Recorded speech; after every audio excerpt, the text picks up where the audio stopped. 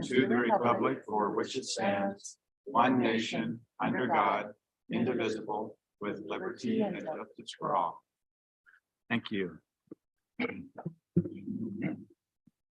Next on the agenda is the election of officers. We have as chair Peter Icapucio, vice chair Rex Scott, and treasurer Paul Diaz. Someone could Make a motion to approve. second. Okay. So Mayor Murphy's made the motion, seconded by Mayor Honey. Any discussion? All in favor, say aye. Aye. Any opposed, nay. The ayes have it. Turn the reins over here to Mr. Icapucio. Mr. Chair, before we do that, if you don't mind, we'd like to present the gift to you. Would it matter if I did?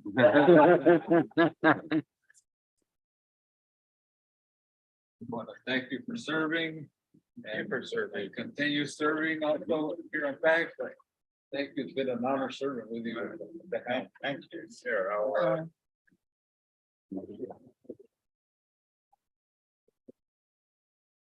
Very kind of you.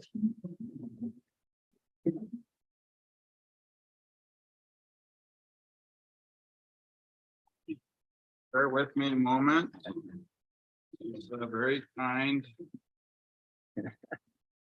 We enjoy working with each of you.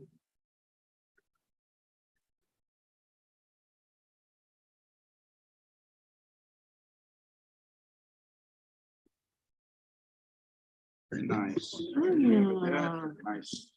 That's beautiful. Like it's made in Tucson. Even better. Take that in your own kiln. Right, yeah. Oh, that's beautiful. Oh,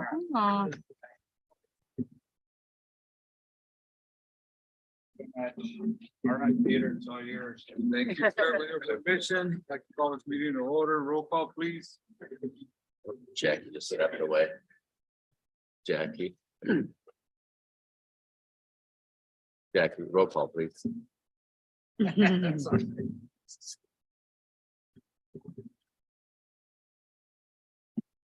Mayor Ed.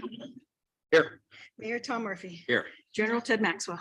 Here. Mayor Joe Winfield. Here. Supervisor Rex Scott. Here. Chairman Peter Icapucio. Here. Mayor Regina Romero. here. And Mayor Paul Diaz. Thank you. We have quorum, right? Yes. All right. Move on to call of the audience, number 4, whether you state in person or are we taking the? Mr. Chair, it's at your pleasure. We have one on the phone and one in the room. Okay, let's take the room first and then we'll go to, is that all right? Thank you, sir. Thank you, Mr. Chair. Thank you, members. My name is David Higuera. I'm a concerned taxpayer and member of the public, and I'm here today as a representative of Supervisor Matt Hines and the residents of Pima County District 2. I'd like to address this PAG Regional Council's call to the audience protocol itself, a protocol that appears to be in place for many, if not all, of the committee and subcommittees as well. On your publicly noticed agendas, it states the following in relevant part regarding call to the audience. Special notice. In accordance with the social distancing guidelines recommended by the Centers for Disease Control and other authorities related to COVID-19 pandemic, the meeting room will be open to the public. I'm sure that used to say closed when we were social distancing a couple of years ago. However, it goes on, members of the public are invited to attend the meeting via the public access link above due to the ongoing public health concerns. The link is to the YouTube page, which makes it nearly impossible, as most of you I think already know, to know who's speaking at any given time. It continues. In accordance with the Arizona Attorney General's guidelines for conducting remote meetings, members of the public may submit written comments related to this meeting in lieu of call to the audience to info@pagregion.com within 1 hour of the posted start time of the meeting. These comments will be filed with the meeting's records.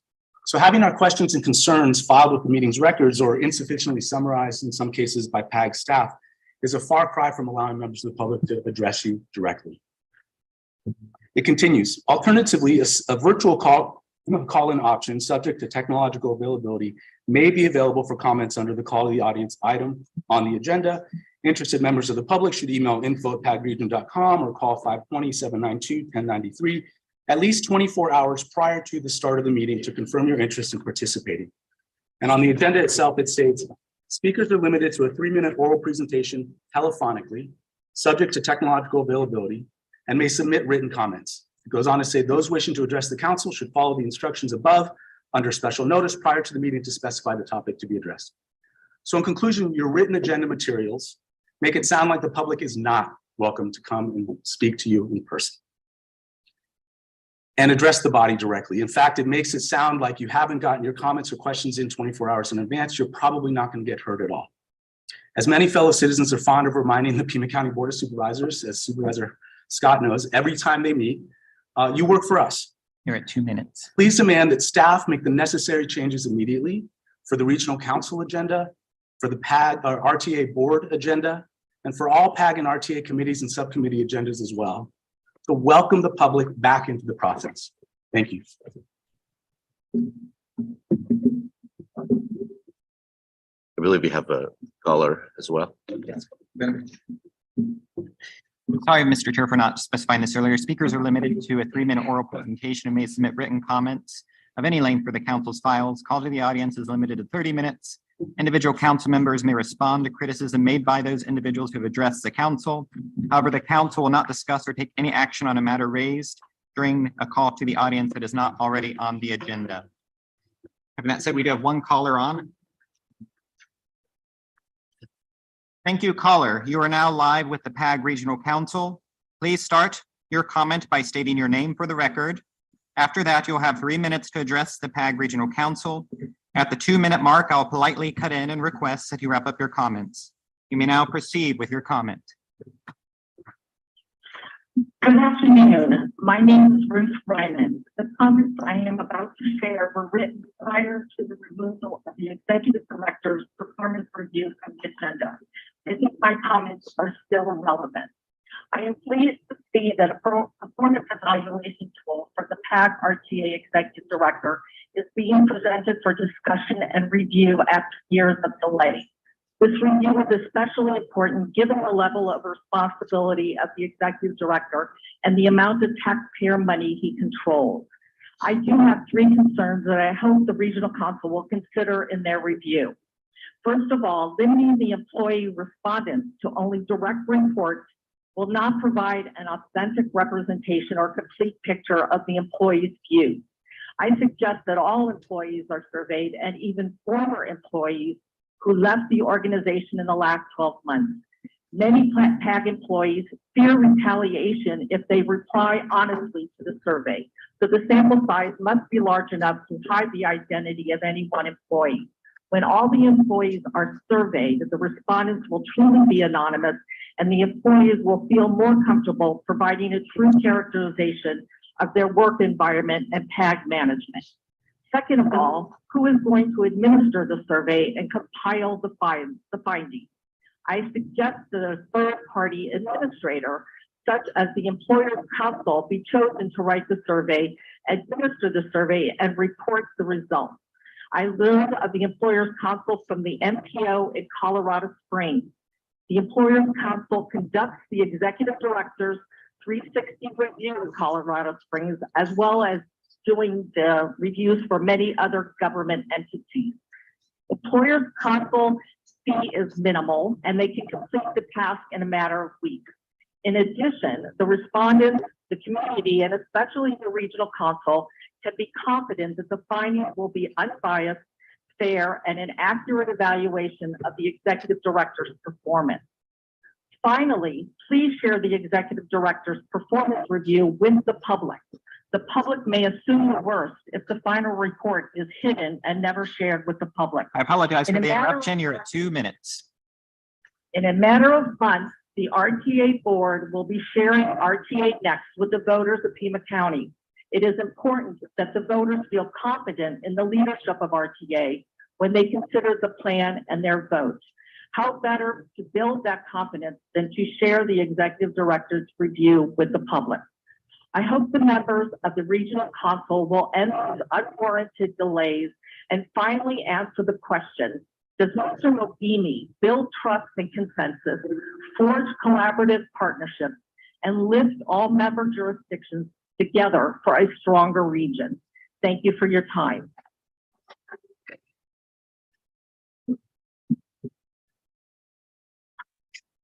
Move on to item number 5. Move to approve the minutes. Second. Favor say aye. Aye. Nays. You ayes have it.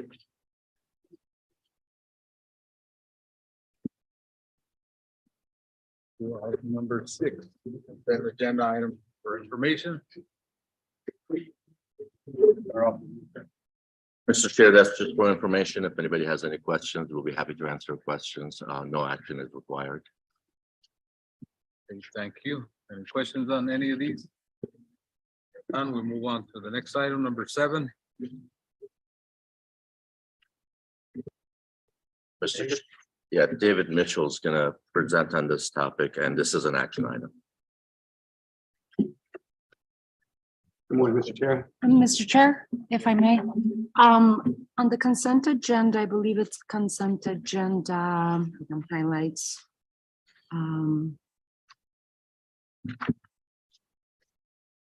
Is it the OWP or the OWP has its own consent agenda item, correct? That's not on consent. No. Okay, all right, That's a perfect. later agenda All item. right, thank you. Okay, sir, go ahead. Thank you. Good morning, Mr. Chair. Thank you. Members of the council, thank you for having me up here. My name is David Mitchell. I'm Senior Transportation Planner here at PAG. Today I bring before you an action item. These are the annual ADOT statewide safety projections. As part of the FAST Act, federal performance measures are used to track progress towards national goals. The past 5 years, ADOT has established annual safety projections, and they are to comply with FAST Act compliance requirements. PAG has been supporting those requirements and fulfilling our own federal requirement by adopting the state projections and tracking safety performance for the PAG planning area. The next slide shows the 5 performance measures in question. These are 5 performance measures for roadways statewide. The first column of data shows a value in total number.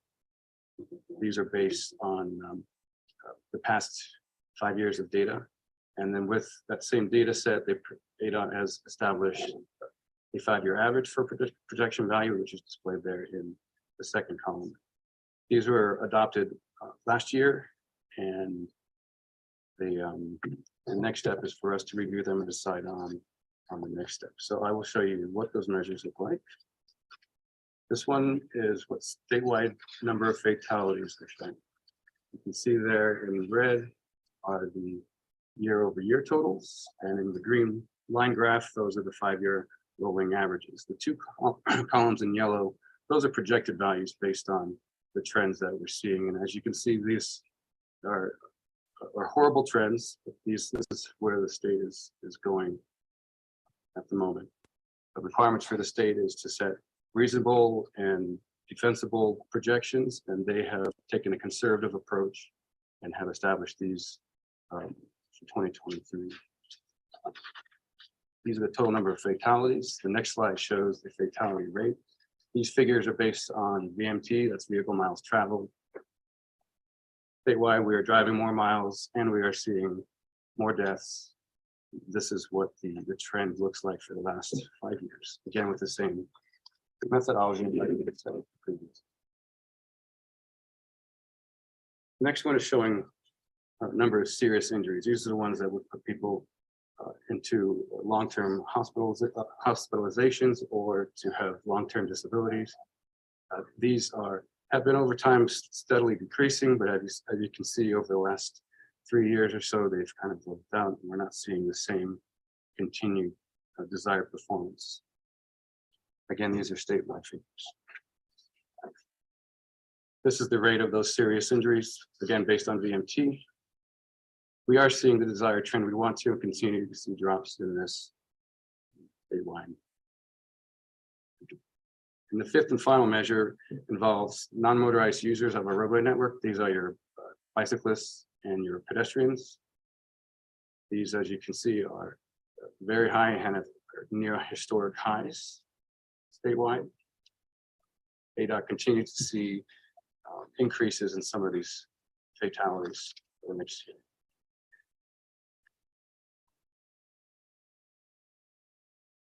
In review, this is something that we do as an exercise to fulfill federal requirements. The guidance that Federal Highways gives and ADOT provides is to adopt and support their target setting process. That the option, the alternative to that is for us to establish our own safety projections for the annual year, but we have our own exercise, and that's within RMAP. The RMAP safety projections or targets, as we call them, those are the ones that we aspire to do. And in the long term and year over year, we aspire to see a significant improvement in performance in the direction that we want to see. In other words, we want to see a severe increase in total number of fatalities, total number of serious injuries, and complementary of that, we want to see a significant reduction in crashes on our roadway network as adopted by the targets improvement. With that, Mr. Chair, I will allow you to open the floor for questions. This is an action item, and my ask is to adopt the ADOT's 2023 state safety projections. And what that entails is PAG would support those projections, and we would track safety and crash data for the PAG region. Thank you.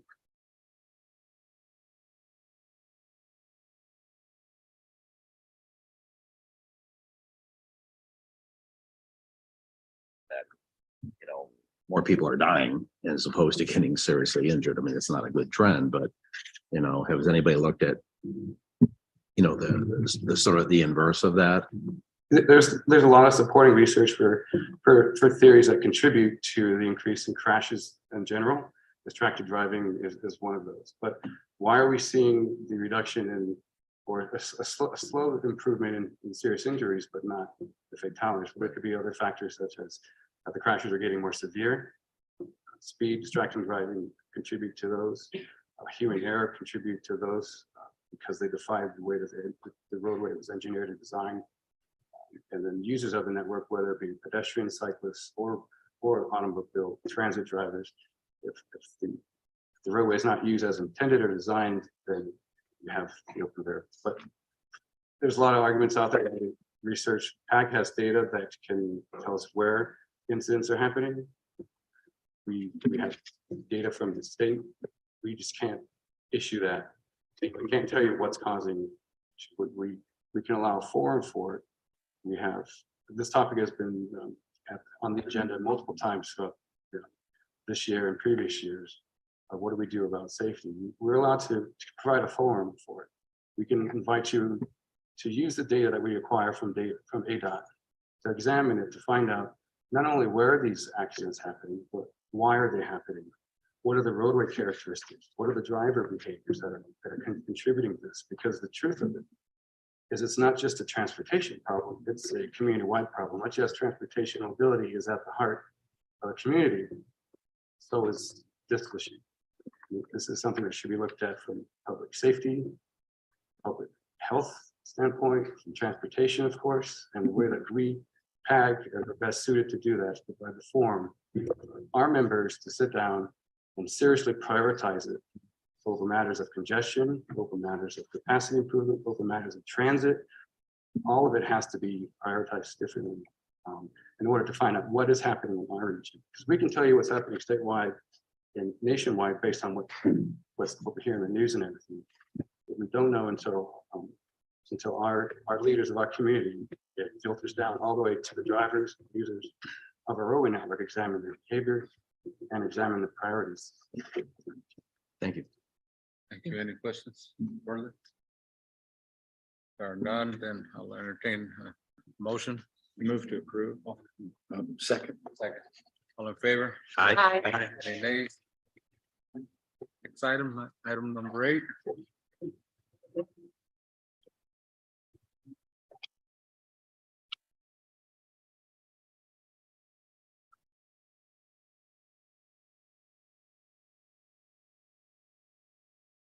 Good afternoon, Mr. Chair, members of the Regional Council. I appreciate the opportunity to introduce this action item.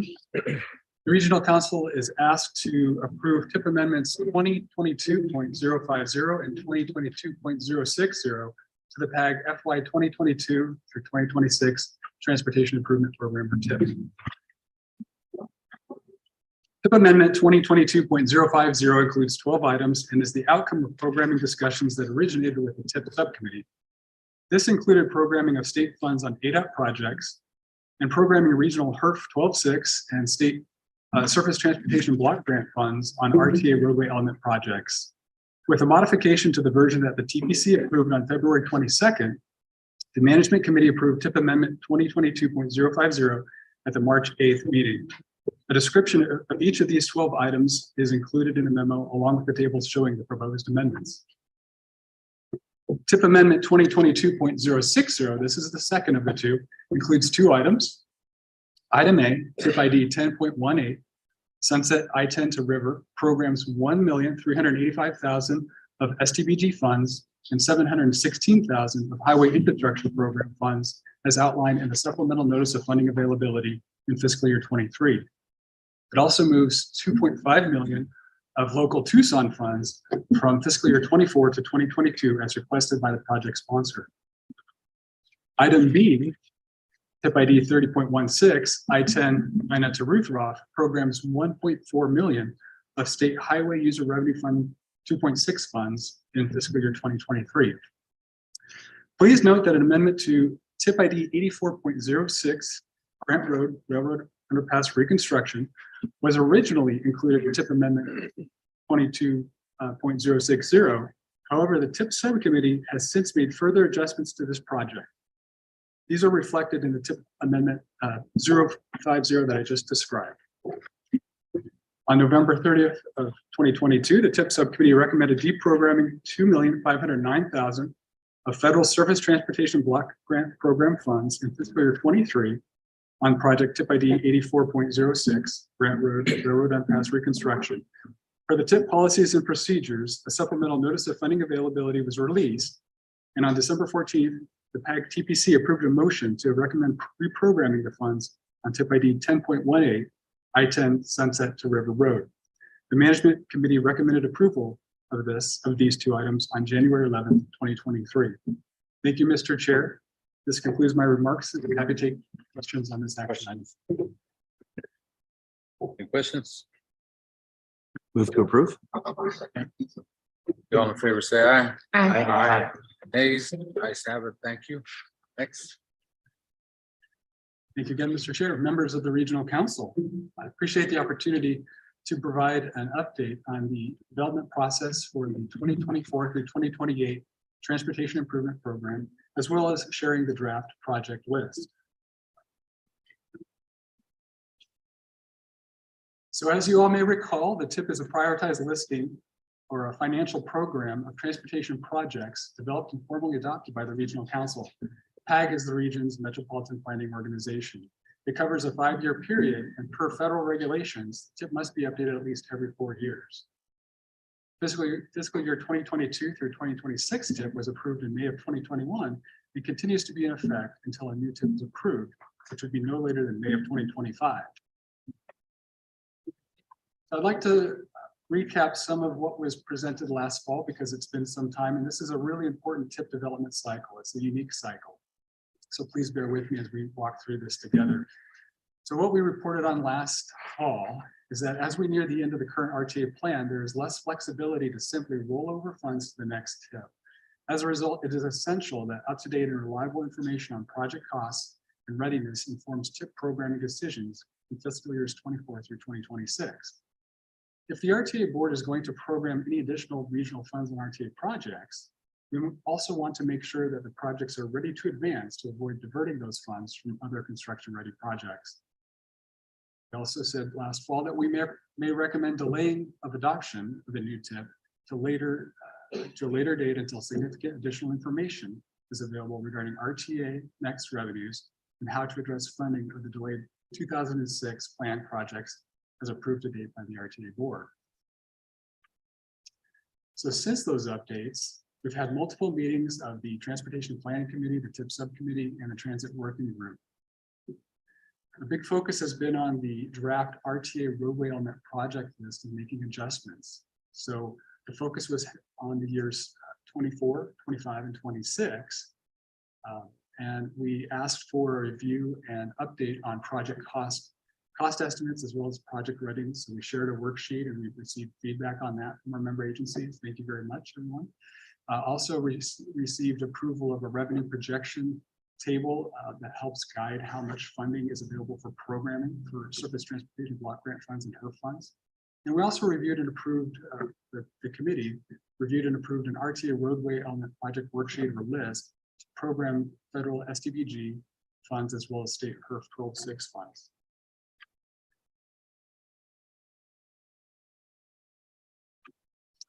Next slide, please. So also, since last fall, we've been sharing, thank you very much, key considerations with management committee and TPC. So these considerations that we've been sharing about this particular tip development process include recognition that the RTA board is committed to completing all of the RTA roadway element projects. This is the first tip that includes program years beyond the sunset of the current RTA plan, and that's probably the most important point of this whole presentation. In the previous tip development cycles, programming funds on the RTA roadway element projects was guided by RTA board approved IGAs or the RTA plan funding targets based on the RTA's administrative code. However, now that the board approved IGAs and administrative code targets have been met, supplemental funding on projects will be provided on a case-by-case basis as funding is identified. RTA funds will be programmed at the RTA board's sole discretion. And there's less flexibility to simply roll over park funds on projects, regardless of whether or not they're being actively managed and moving to construction. So again, these are the key considerations we've shared with management committee and TPC at recent meetings. We've also said that we're doing what we can to develop the fiscal year 24 through 28 tip, understanding that we cannot complete the programming for fiscal years 27 and 28 until programming of projects in 24, 25, and 26 is complete. Decisions and outcomes related to RTA Next will impact programming in fiscal years 27 and 28, with RTA Next as an anticipated funding source. We may recommend a delay of adoption of the tip to later this year if we do not have enough information or until significant decisions are made by the PAG Regional Council or RTA Board regarding RTA Next revenues. So in terms of the draft tip project list that was shared with you in the packet and also the version that was shared from the Transportation Planning Committee, it's actually a compilation of several distinct lists. So that includes the RTA roadway element project list that I described earlier, an ADOT list, the transit lists, the Tucson Airport Authority lists, and other lists, all combined into one master or one full list. This was shared first with the TPC prior to the February 22nd meeting, where it was discussed. We've made updates to that draft list based on written comments provided by TPC members and then reshared with the TPC prior to the March 15th meeting. TPC has not yet acted on the draft project list. Just a few more slides. So in terms of next steps, one is to Question. Mr. Brown, you just referred to the TPC not acting on the draft project list. And if we look at the item under prior board and or committee action, it says that on March 15th, an update was provided to the TPC. Also, based on the request for written comments, PAG staff provided the updated draft tip project list in the TPC packet and requested approval of the draft tip project list. The TPC did not approve the draft tip project list. So that's a little bit more direct than they didn't act on the draft project list. I'm wondering if you could summarize for regional council members the reasons TPC members offered as to why they did not approve the draft tip project list on March 15th. Mr. Chair, members of the Regional Council, thank you for that question, Supervisor Scott. I'll attempt to do so, but invite others to please chime in as well. So one thing that we did here was this is a unique cycle, obviously, right? And so we've talked about having difficulty with understanding what we do in 27 and 28. We do not have an approved RTA Next plan. So we cannot assume RTA Next funds in 27 and 28. So our 27 and 28 remain incomplete. There was also questions about some of the roadway element projects that are in fiscal years 24 and 25. And we did all that we could working with PERF 12-6 funds and STBG funds to apply funding as much as possible to those projects. But in some cases, I believe that there's still a funding gap on those projects. So those were the two main concerns I recall hearing from that meeting. And I invite Mr. Mohimi if you recall anything, if you were listening as well. But those are some of the Sure, concerns. Mr. Chair, if I may, Supervisor Scott, I believe the next slide was an attempt to outline that, if you don't mind. Go over that and then I'll be happy to chime in. Thank you. Thank you, Mr. So again, in terms of next steps, we need to identify RTA projects that can be federalized. This would allow regional funding in fiscal years 27 and 28 to be used to complete the remaining projects in RTA Next plan and sales tax, if the RTA Next plan and sales tax are not completed before that. We also need to address how we can support RTA project delivery in fiscal years 24 through 26. Any available RTA funds can be used as contingency funds for projects that require supplemental RTA funding. The RTA board has already provided supplemental RTA funding for 4 RTA projects. I'd like to continue on that particular next step. The RTA is required by law to pass a budget annually. It includes a contingency budget for pay-as-you-go funding for projects under construction that require supplemental RTA funding.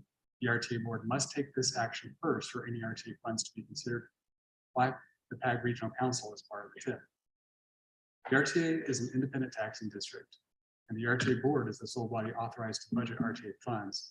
Neither PAG nor any of its advisory committees have any authority to obligate or program RTA dollars beyond IGA or administrative code approved amounts without the RTA board's action.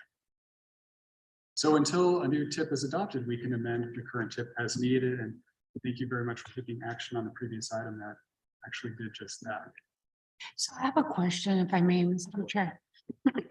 And back in November 3rd of 2022 meeting, the RTA board approved a motion unanimously to include any regionally allocated funding towards the completion of the 2006 RTA program that they received through 2026, or as long as necessary to complete those projects.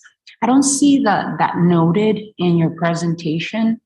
How does this play with the commentary done by Supervisor Scott and where we are now?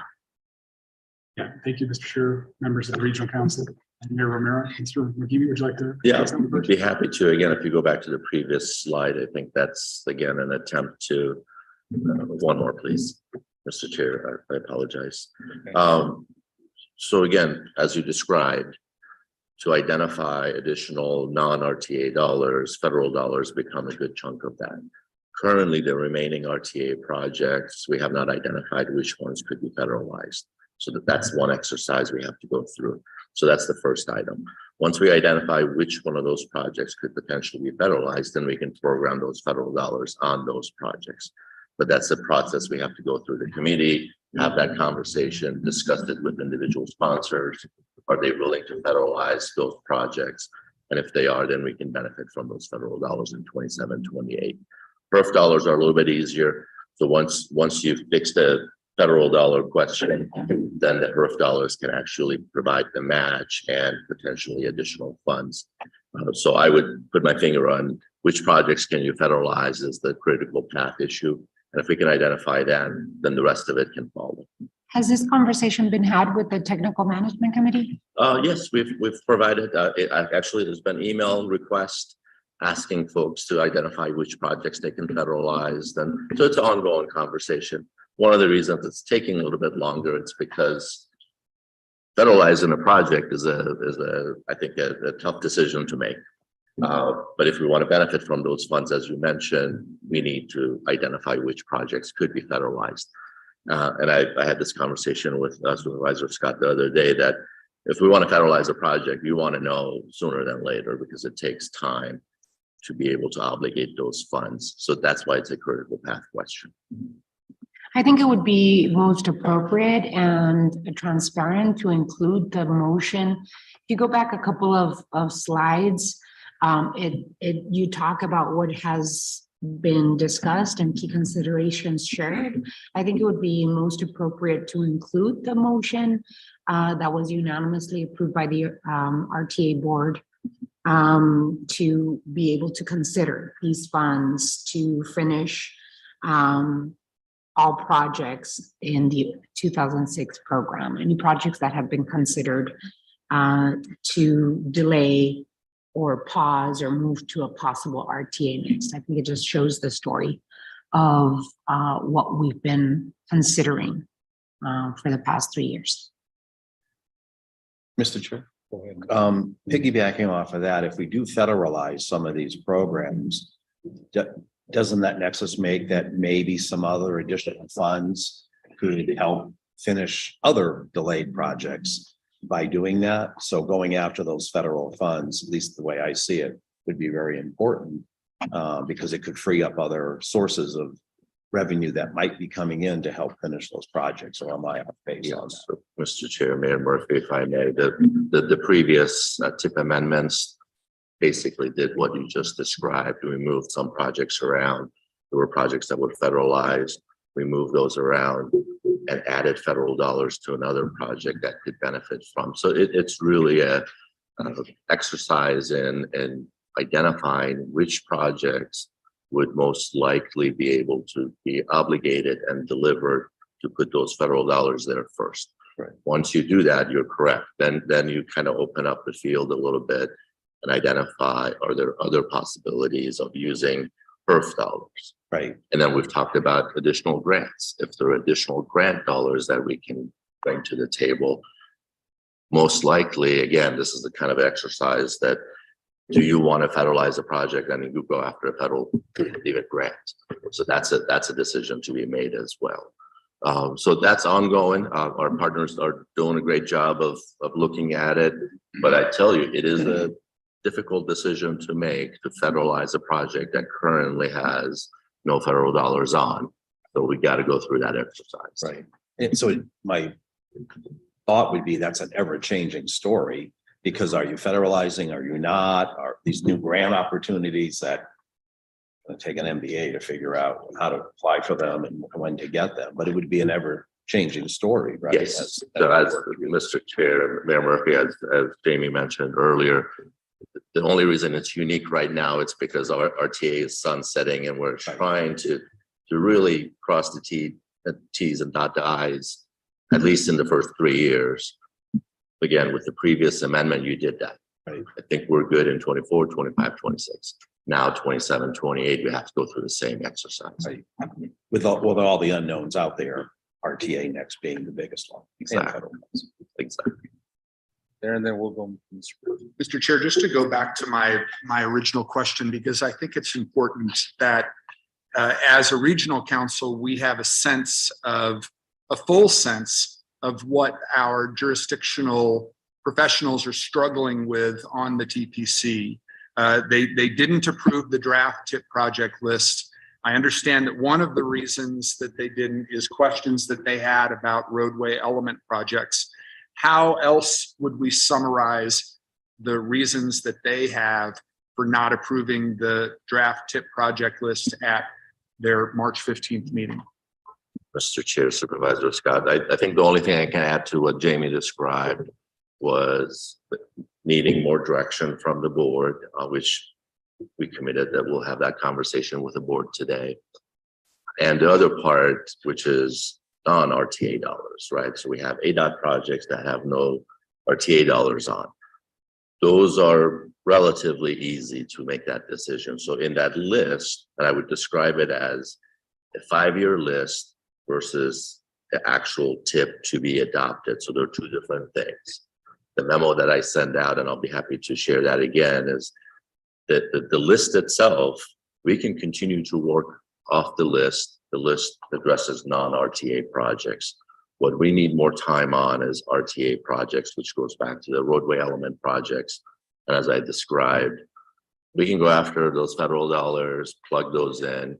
We can plug in HERF and then plug in RTA dollars, but it really has to happen in that sequence. So yes, we're going through that exercise. And at the time, the question was, we need more direction from the board to follow that process. And that's more reason that I'm recommending that we don't adopt the TIP. We don't need to adopt the TIP.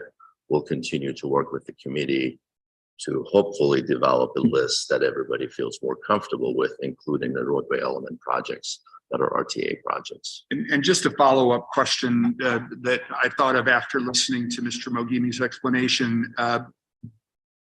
Have we programmed all of the RTA dollars in the current RTA? And would we take that step before we considered any possibility of federal funds?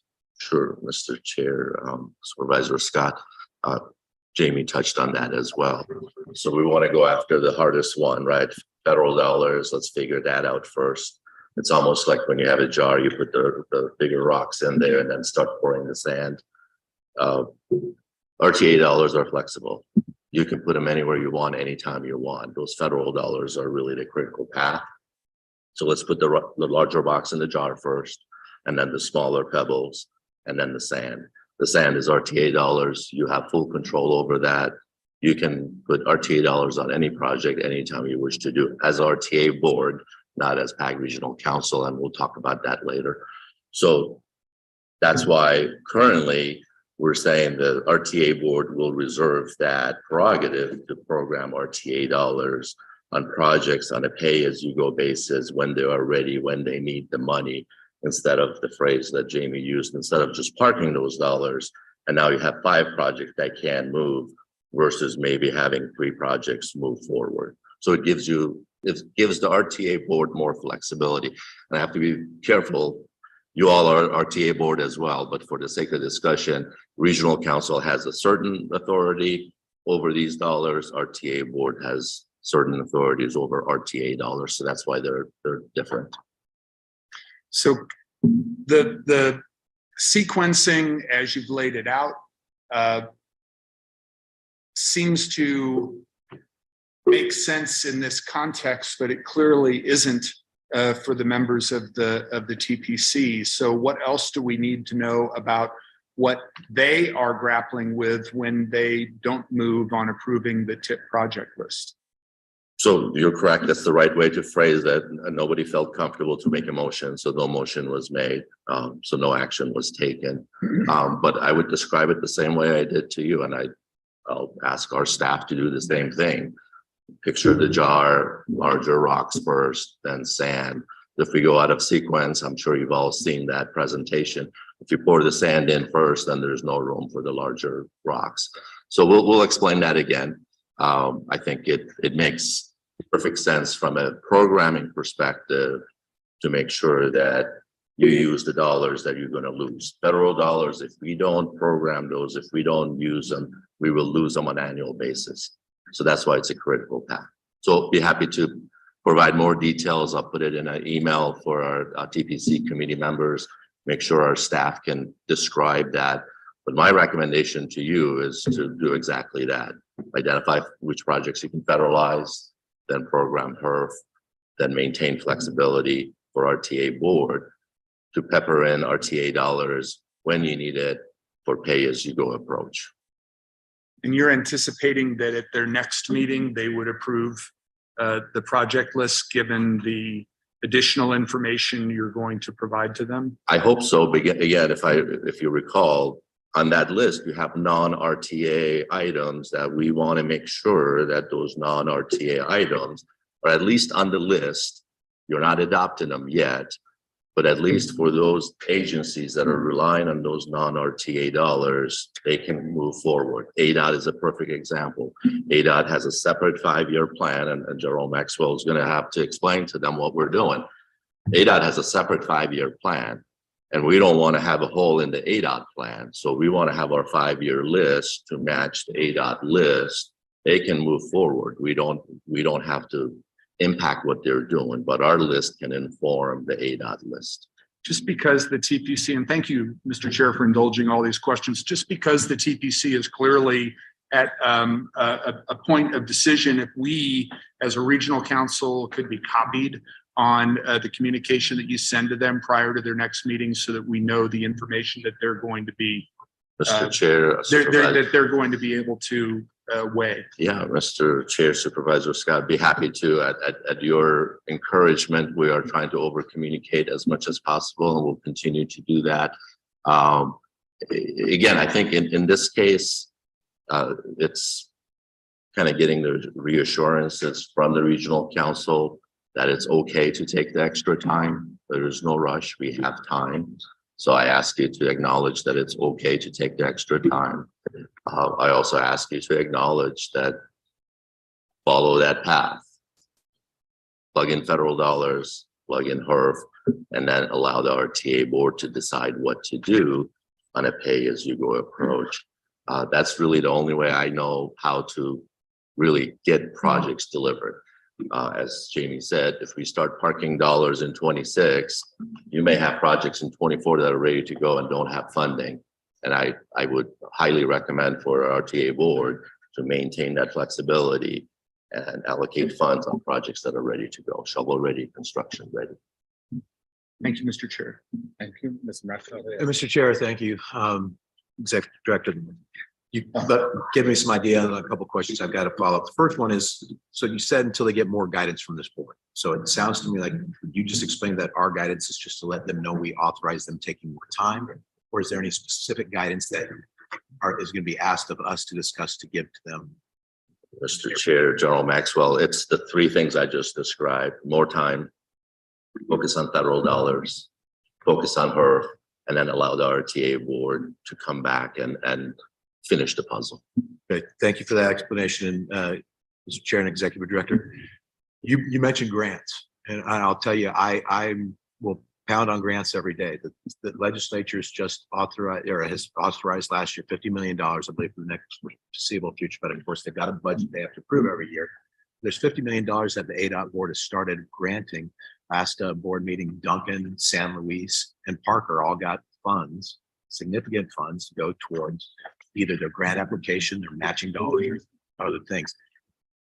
So I understand and I agree with you that the federal dollars are the big ones you got to get. You don't want to get those, then start filling in other stuff first, except for the grants.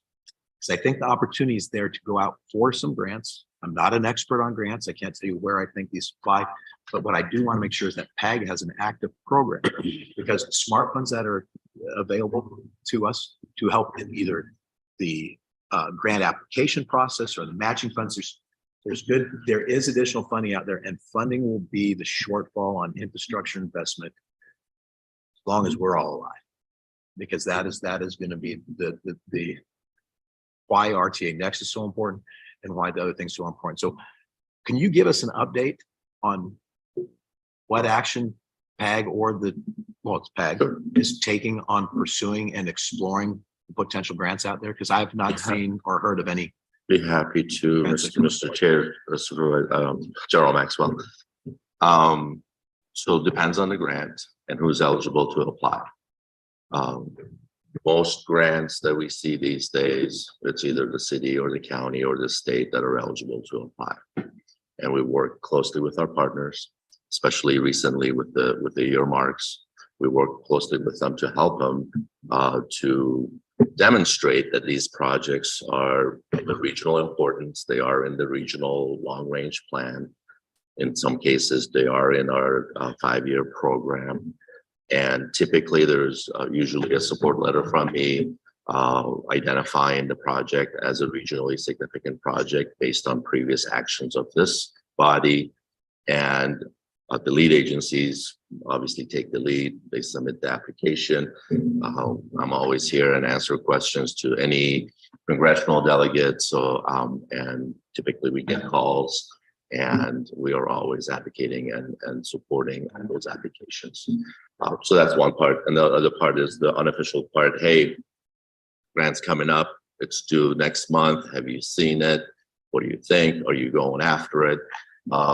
Again, typically, historically, the lead agencies come to us and we're in a support role. I would say unofficially, we are in a, hey, take a look at this, see if this is something you want to apply for.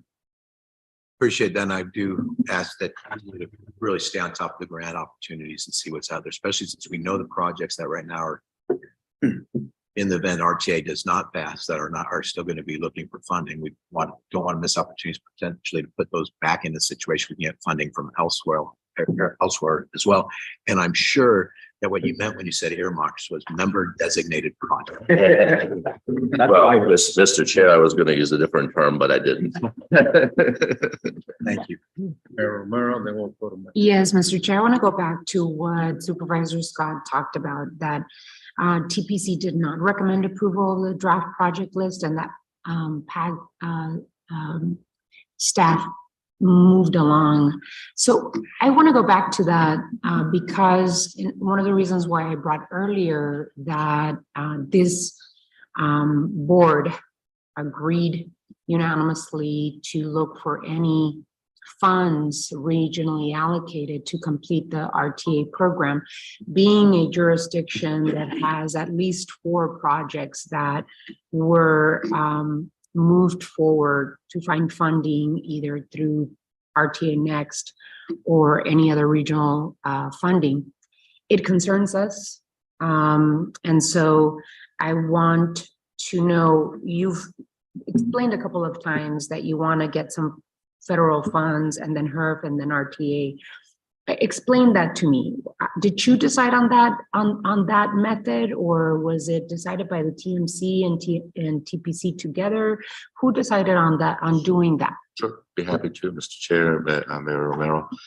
First bullet on the presentation, RTA's commitment to complete all RTA projects. So that was direction from the board. And in order to put the pieces together, we go to the TIP subcommittee. We had a conversation with the TIP subcommittee, 3-4 meetings. I don't recall how many meetings. As part of that discussion, again, this is new to all of them. It's kind of a challenge. Well, how do we get there? So obviously we do provide recommendations at staff that these are the steps that if we take these steps, we can meet that directive by the board. So we are in the middle of that process. I think 24, 25, 26, we're in a good place. 27, 28, I still have your direction. I still have RTA board's direction what to do. I want to make sure regional council is on the same page, but that is our goal, to meet that directive. How to get there, we're going through the committee process to do that. You just mentioned that you wanted to federalize these projects and that we should go after federal funds, then HERF, then RTA. And the board had given unanimous direction to look at any regional allocated funding to finish the 2006 program. So I don't understand. If I may, Mr. Chair, we do get federal allocations. So that's already a given. Grants are on top of that. If we're successful, we get HERF allocations. That's part of the puzzle as well.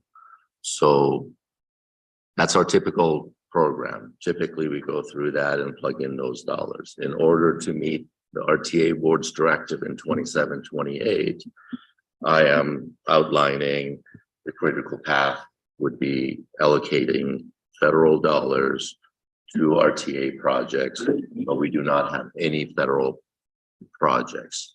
So the first step is to identify a project that can be federalized. There's also about anywhere from 26 to $28 million of HERF funds that could be used for the 2006 program. Have there been conversations about that, either at TMC or TPC, on how to use those funds to help get the 2006 program completed? Yes, so that's been the whole focus of the TIP subcommittee, TPC, and we discussed this at the management committee. As I just mentioned, the previous addendum resolved 24, 25, 26 by doing exactly that. Shift some federal dollars, use some HERF dollars to meet the match plus some. So we've gone through that exercise. The only thing that needs to be decided is how do we want to program 27, 28? So yes, they are actively working on this. We appreciate what they're doing. All I'm asking you to do to give them that reassurance that it's okay. There's no rush. Keep working at it. Come back with a recommendation. We have not proposed to approve anything. We are recommending to allow them to continue doing what they're doing so they don't have this deadline, which previously we want to have it adopted by May. All I'm saying is that there is no rush. We have until May of 25. And I'm asking you to give them that reassurance. Excuse me. And I don't want to harp on the issue, but I'm similarly concerned in terms of the TPC not recommending approval of the draft project list. What is the crux of their issue? That was the main issue, not knowing what we're doing in 27, 28, which we hope that this would guide them. The other issue was, again, non-RTA projects. What are we doing with the non-RTA projects? We're saying, again, I go back to, this is just a list to inform the ADOT plan. What we're working on is a tip to adopt by regional council. We have time for the tip.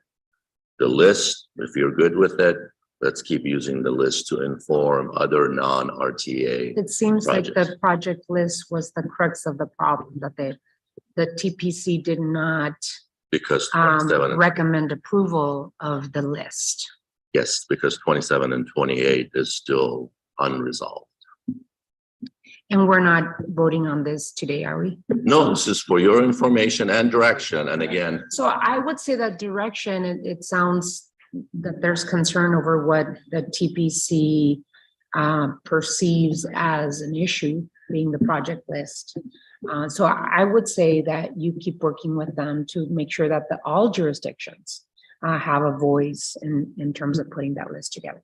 Mr. Chair, if I may, and it doesn't have to be in the form of a motion, but direct me to be able to tell everybody that the deadline for the tip is not this May, and you will decide at some future point when you want to adopt a tip. That would be, I think that's the appropriate direction, so we don't keep getting that question.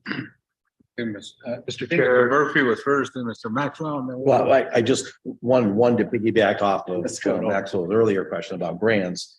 Back to if you keep the flexibility with the RTA dollars, which are more flexible than all these other dollars, that might provide an opportunity if there's a match or something like that. So I like that rock sort of pebble sand analogy, and the sand's the most flexible. And also, before you forget, I think you had 3 thoughts for a direction. So if you wanted to, I was just going to say, if you wanted to put that in a form of a direction or a motion, I would second that. Mr. Chair, Executive Director, I think the discussion is important. I think what we're having is appropriate. But as I understand what you're looking for on guidance from us is to, right now, we've got a deadline established for them to deliver us a tip for our approval by the May meeting. I think we agree in the process. We've had the motion that talked about the available to consideration of all available funds to complete the previous RTA. That was our commitment to finishing the 2006 RTA projects. That was our way of telling the community that we're committed to these. This is not, we're not, there's reasons to move some of these projects to RTA next, but we're still committed to the original ones. I think the federal funds, and like you said, Mayor Murphy, that's exactly it. But as I understand this tip, there's not a requirement to approve a new tip. It's something we're doing above and beyond the legal requirements. So we really have to have all these solutions by 2025. The importance of having the tip, as the executive director did say, is every year ADOT redoes the 5-year plan. So we want to know what projects are out there. But because we haven't moved the ones from the RTA one officially into the tip, because they're on the RTA next, and correct me if I'm wrong on if they're in the tip or not, so I don't think they are. We're kind of at that standstill. But I think the conversation has led, we all are in agreement, we're going to complete the RTA 1 projects. The federal figure out, and the way it's being received, I think in some ways is that you're thinking we're going to go after new federal dollars. We get federal dollars. It's a matter of, are there any of these that we can apply those big rocks to? Then how do we fill in the rest of the sand? So based on that, I'm going to make a motion for the executive director to inform the tip to the May 31st deadlines rescinded. However, the RTA board encourages them to continue work towards completing a tip that can come forward when it's ready to us for approval. I think Second. There's a second. All in favor? Mr. Chair, if I may, just to be clear, if you don't mind, amend that to regional council instead of RTA Yes, board. absolutely. Thank you. Yeah, go ahead. I'm sorry, I'm still kind of new, but it's regional council. Thank you. I'll amend my second. All in favor? Can we have some On that motion? discussion- Oh, discussion go ahead, on that? discussion. I understand from Mr. Mogimi's explanation that there's a legal deadline for the tip to be done by May 25th. Under May of 2025, I'm sorry. Under Mr. General Maxwell's motion, we're rescinding the request that we have a tip to us this May. But it seems to me that if we say, hey, just keep working on it, we want to meet that May 2025 legal deadline, that we may still have concerns from the TPC as to how they're getting the information that they need to move forward. So I'm fine with rescinding the May 2023 deadline, but I wonder if we don't need something that is prior to the legal deadline so that the TPC can feel comfortable moving forward. Mr. Chair, Supervisor Scott, there are, again, a lot of different ways to put the puzzle together. I oversimplified it. Allow me to keep working with folks and come back to you and let you know when we can perceive another due date. But I think the motion as it stands really gives them that reassurance that the clock is not ticking for this May, but we'll come back and develop another date to meet. In the meantime, the only direction they're going to need, again, was what I just described. RTA dollars are flexible. We don't want to overcommit those, keep those as a flexibility. That's RTA governing body's responsibility anyway. Let's put the other pieces together and I'll describe that again. What you said is that kind of the three-part answer to them is you get more time. Yep. Focus on federal and HERF dollars, and the RTA board with all of our magical skills will come back to finish the puzzle. Yes, sir. Those are the three things that we want to communicate to the TPC. Yes, sir. So when you communicate to the TPC and copy us, those will be the three things that will be emphasized because you're going to inform them about this motion. Yes, sir. Okay. All right. Thanks, General. And then on top of that, I think what the TPC needs as well is clarity for 27, 28. We can't just say, well, we'll see what happens. Clarity for 27, 28, at least some sort of draft picture of what is necessary to work on in 27, 28, I think is also necessary. Mr. Chair, Mayor Romero, be happy to, we'll put a memo together, send it out, and hopefully that'll help. I hope that the way I described it was helpful. We'll try to really describe it as steps, that there are steps that need to be taken. So I will do that. Excellent. Okay, anything else on the motion on the floor? Seconded. All in favor, say aye. Aye. Any nays? Thank you. Yes, sir. Move on to the next one. Thank you, Mr. Chair. Members of the Regional Council, appreciate the opportunity to provide an update on the development of the fiscal year 2024 and 2025 PAG overall work program. As you may recall, the OWP is a scope of work or statement of work that is required as a basis of a contract with ADA. It consists of federally required transportation planning programs for the region, as well as PAG's other programs and their respective goals. The OWP must be aligned with state and federal funding source requirements approved by ADA, is in effect for 24 months, beginning July 1, 2023. The currently adopted 2021 OWP will serve and is serving as the basis for this update.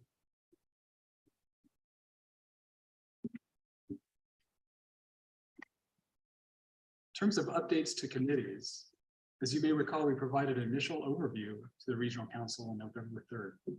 We provided a second update to the Regional Council on December 8th and included a summary of funding sources in the package. We also provided an update along with the draft OWP to the Management Committee at the March 8th meeting. And we also provided an update on the process as well as a draft of the OWP to the TPC on the March 15th meeting. It's important to note that the revenue and expenditure tables will be added once completed and after first review by federal and state funding partners. We talked about this previously, but just as a reminder, we have restrictions on activities by fund source. So we have various revenue sources that are used to support the work program activities, federal, state, and local, but they all have specific requirements for their use. And that includes complying with all federal requirements for metropolitan planning organizations like PAG. And we must also comply with the terms of the work program agreement with ADOT. Again, this is OWP as a basis for a contract with ADOT. So the priorities for the next 2 fiscal years include completing the 2006 RTA Next plan and advancing, RTA plan and advancing RTA Next plan development for public feedback and voter consideration. Also, long-range transportation plan development is a priority, as well as fulfilling any obligations due to existing contracts or federal and state mandates. And finally, data and technical tools to support all of these efforts are part of our fiscal year, 2-year fiscal year priorities. The structure of the OWP includes an introduction. We also have a regional planning background and overview section. We also have program areas and work elements, which I'll describe briefly, and then several appendices. Again, the revenue and expenditure tables will be included after they're completed and reviewed by state and federal funding partners. We have 6 different program areas, as you can see on your screen. I'm going to talk briefly about each of these. And for each of these program areas, we have work elements. And within each work element, we have describe a purpose. We also describe the funding that supports the work element. We include a table of projected outcomes and estimated completion dates. We have goals and strategies. So for transportation activities, it's probably our largest program area. Makes sense because we're an MPO and transportation is our focus. So that includes long-range plan development, the TransView program, and also regional carbon reduction strategies. So in terms of a regional carbon reduction strategy, by law, states must work with MPOs to develop a carbon reduction strategy by November 15th of this year. Development of a carbon reduction strategies designed to reduce transportation emissions are delegated to the states. After November 15th of 2023, carbon reduction strategies should be incorporated into state and MPO long-range transportation plans.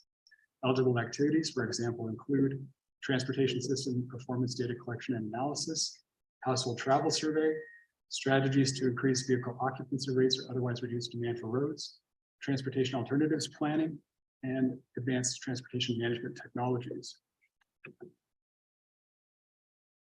terms of the MPO's role in carbon reduction, MPOs are required by the Federal Highway Administration and the Federal Transit Administration to incorporate carbon reduction as a planning emphasis area, underscoring MPO's importance in leading regional efforts to reduce greenhouse gas emissions.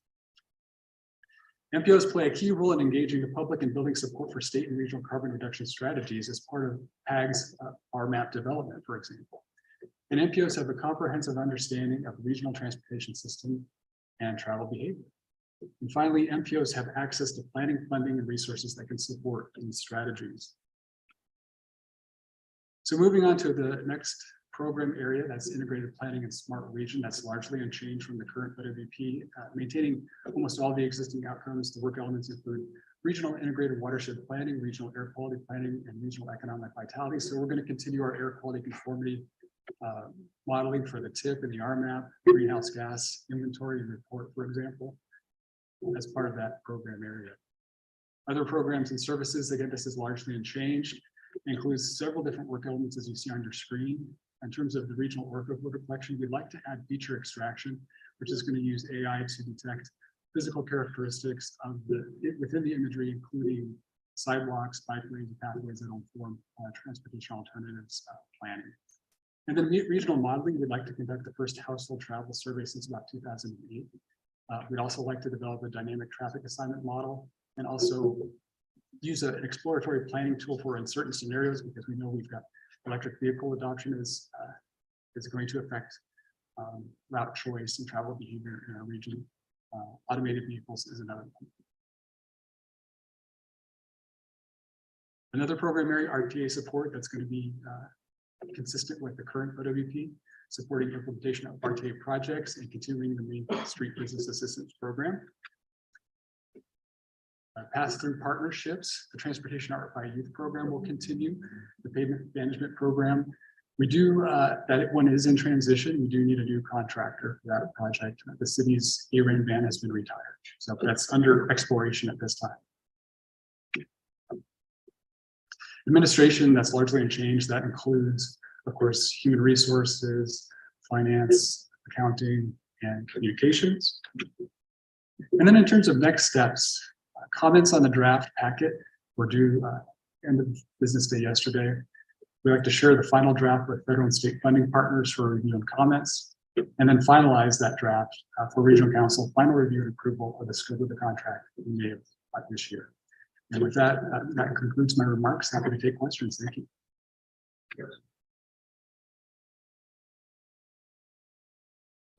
Is that our partnership has been very successful down in our particular community. Excuse me, Mr. Chair, members of the Mayor Murphy, I may have misspoke. So the Transportation Art by Youth program is not changing. Oh, okay. So I was referring to the pavement management program. I apologize. Okay. That will need a new contract. No problem. And just a general, I'm sorry, Mr. Chair. Just a general question, you know, we've been watching this last 20 years, and when I think of 2055 and how you come up with an overall work product that addresses all of these needs for 20, you know, we're talking about 2 years, 3 years, 5 years, and we're going out to 2055. From a professional standpoint, engineering standpoint, how do you even do that? And that makes sense to have whatever, 30. So, Mr. Chair, Mayor Murphy, that's why we update it frequently. Okay. So we have to make some assumptions, make some projections, and obviously anticipate those needs. So I can tell you based on the current program, the anticipated needs are unmet. $17 billion of needs are unmet. So with the next generation of our plans, we hope to kind of answer those questions and fill in the blanks. So we update it as frequently as needed, but typically 4 years. Okay. Thank you. Yeah, Mr. Brown, in the report, it indicates that PAG intends to not continue funding the pavement data collection van that's, I think, operated by the city of Tucson. That's something that the town of Oro Valley utilizes to measure evaluate the pavement on our arterials and collectors. How will that? So that impacts, I don't know if other jurisdictions, I presume city of Tucson uses the van and the. Thank you, Mr. Chair, members of the regional council. Mayor Winfield, great question. That's something that we're exploring. Obviously, that's been a very valuable service that the city has been providing. And so that's under discussion, and Mr. Mohini, I think, is closer to those discussions. Be happy to, Mr. Chair. Mayor Winfield, long history. Roughly, I want to say 20, 30 years ago, the region as a whole decided to take on this initiative. I don't recall when the city agreed to provide that service under a contract. I want to say at least, I don't know if you know off the top of your head. I was on the TPC when I was approved. So When we did had we- one member that was, When did we start? it was that? about 25 years ago. Yeah, but so anyhow, so the city has been serving as a contractor to PAG to provide that service for the region. The equipment is getting old, the technology is getting old. We have to retire the van. So we're at a point to make a decision, and working with our partners over at the city. Basically, they approached us and they said, we don't want to be doing this anymore. Let's find other options. And the other options are obviously contracting. PAG doesn't have the resources or the capacity or the equipment to do that. There are a lot of contractors out there that do that these days, so we can potentially have a contractor do that. ADOT currently is using a contractor. So most likely we can continue to partner with ADOT. They are actually capturing a really good portion of what the city was doing. So potentially we just have a very small gap that a new contractor can continue and do that for us. So the intent is to still continue to collect the data, do the mapping, do the reporting for what's required. But as I mentioned earlier, city staff, because now we got this decision point for, do we want to purchase a new vehicle? Do we want to staff for this new technology? It's a good decision point for both PAG and RTA to decide. And based on our latest conversations, the city agreed that they don't want to continue doing that for the region. So therefore, we will be proposing most likely a new contractor. Thank you. Any further questions? There are none, then we'll thank you. Yeah, sir. You have, Yeah, no, in fact, Mayor, the city of Tucson does not want to be in the data collection business anymore. And so I think, but the appropriate conversation is to be able to have, especially with a TPC, is how do we do that, right? We have federal funds for pavement management. Maybe those $450,000 could be used to purchase a new bed. I don't know. That has to be talked about at the TPC. For me, in terms of the OWP, our representatives at the TPC, as well as Pima County's representative, have been requesting a conversation on the carbon reduction and pavement management program. And on our end, we've requested it 4 times at the TPC meeting, and the item does not come back for discussion at TPC. So for me, I'd like to understand how jurisdictions provide feedback on OWP if certain conversations are not allowed or are not being allowed to be had at the TPC. Mr. Chair, Mayor Romero, so specific to that request, at the time, we did not have a draft OWP to provide for review and comment. I believe our staff committee lead members informed the committee in writing that we do not have anything ready to present. This item was presented to TPC on March 15th. It was also presented to Management Committee on March 8th. And that was the very first draft. And now it's being presented to you for information. And as Jamie mentioned, we had requested comments to be submitted, and everybody had close to 3 weeks to submit comments. We only received comments from one entity, I believe, or Yeah, the deadline was yesterday at close of business, and I've only received 1 set of yeah, comments. we've only seen one, but that's fine. We're open to anybody has any comments, please do submit your comments. So that's the process. And going back to this is a contract with ADOT. So we are negotiating with ADOT as the state to obtain a contract to do the work on behalf of ADOT, which is kind of unique. In the old days, ADOT was doing all this work. And then at some point they decided that they are going to contract it to MPOs. So we are a contractor to ADOT, providing a service to ADOT to meet FHWA and FDA requirements. So I understand that. I'm sorry to interrupt. I understand that, but the different committees structured under both PAG and RTA are very specifically created to include the input in the voices from the very many different jurisdictions sitting at those tables. I don't understand. I don't think I would, either on the council, on the mayor and council side, or here at the PAG RTA, I wouldn't be able to give direction or input on a topic that has not been discussed before with us at the table. So I guess my question again is, our representative, and I understand the representative of Pima County have requested to have discussion and conversations at TPC regarding the carbon reduction program and the pavement management program, and the items that have been requested, those items that have been requested as agenda items to discuss have not been allowed to be agendized and discussed. And so I understand that yesterday was the deadline to submit comments. But how can we comment on something that we don't know the details on because they had not been discussed at TPC? And I'm aware that with the carbon reduction program, that's money that comes from the IIJA federal funds, and it's about $2 million. And so it would be wonderful. The city of Tucson just approved our climate action and adaptation plan. It would be great to be able to have those discussions at a committee level so that they can bring their input and feedback to this board.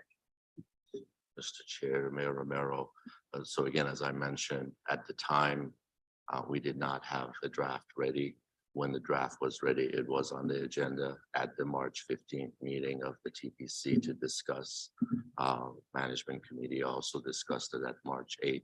So they've had the opportunity to review the first draft when the first draft was prepared and ready.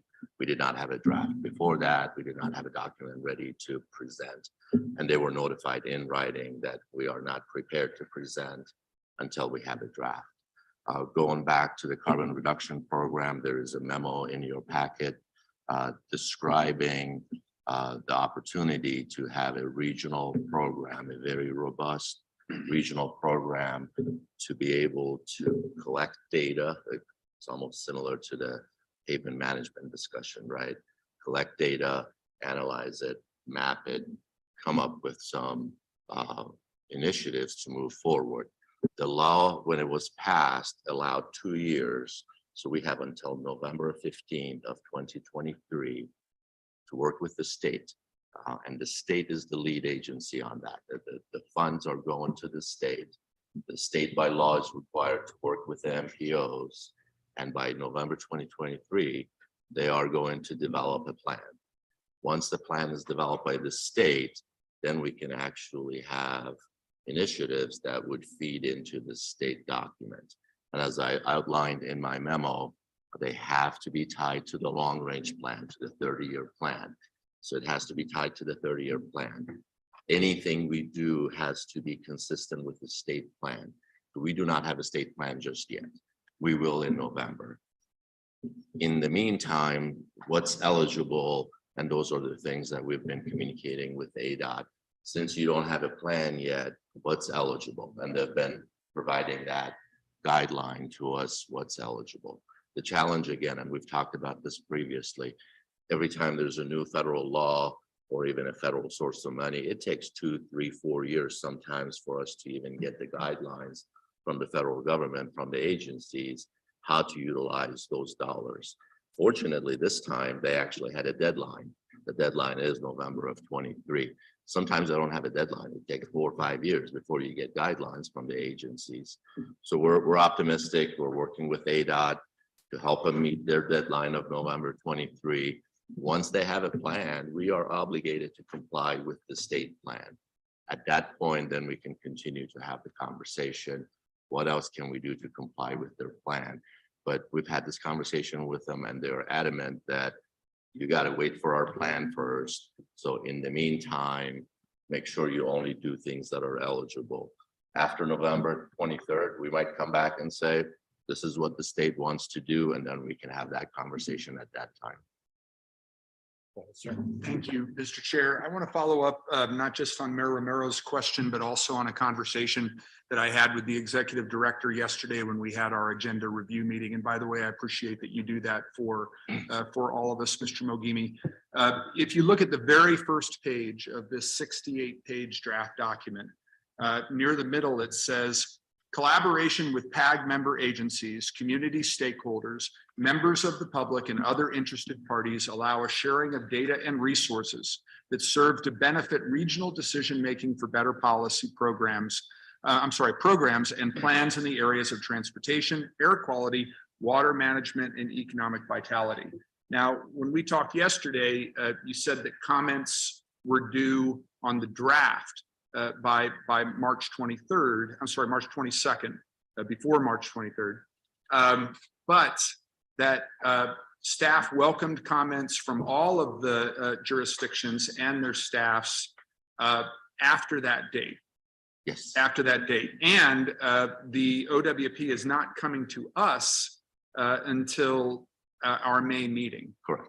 So my understanding based on that conversation and also your responses to the mayor is that our staffs will still have the opportunity to share their comments, even though the deadline for comments on the draft has passed. Of course, as a former teacher, hopefully you recognize you got to set a deadline. I hope everybody's going to do that. But even afterwards, of course, give me a call and be happy to receive any comments. So you're one of those teachers that accepts late work. All right, thank you. I think that's something I know that I'll convey to Pima County staff, and I appreciate it. Thank you. To the mayor's point, it almost seems like if there's any advocacy to be done, it's almost at the state level in some ways, because if they're putting this, and please correct me if I'm wrong, but when I was listening to the presentation, like if there's input on the carbon reduction strategy, we need to comment on their draft when we get it. But it seems like if there's any conversations that can happen at the state level, that might affect some of those types of things, or am I reading that wrong? Mr. Chair, Mayor Murphy, I hope that I will bring something to you when we have a draft from them and have that conversation at that time, given that they've had almost 18 months and we don't have anything yet. Right. So it's a crunch time now for the state, and I hope to bring something to you potentially in the fall. Okay, thanks. Any other comments or questions or anything? Thank you, sir. Thank you, Mr. Chair. Move on to the next item. Mr. Chair, item 11 is the MOU with City of South Tucson.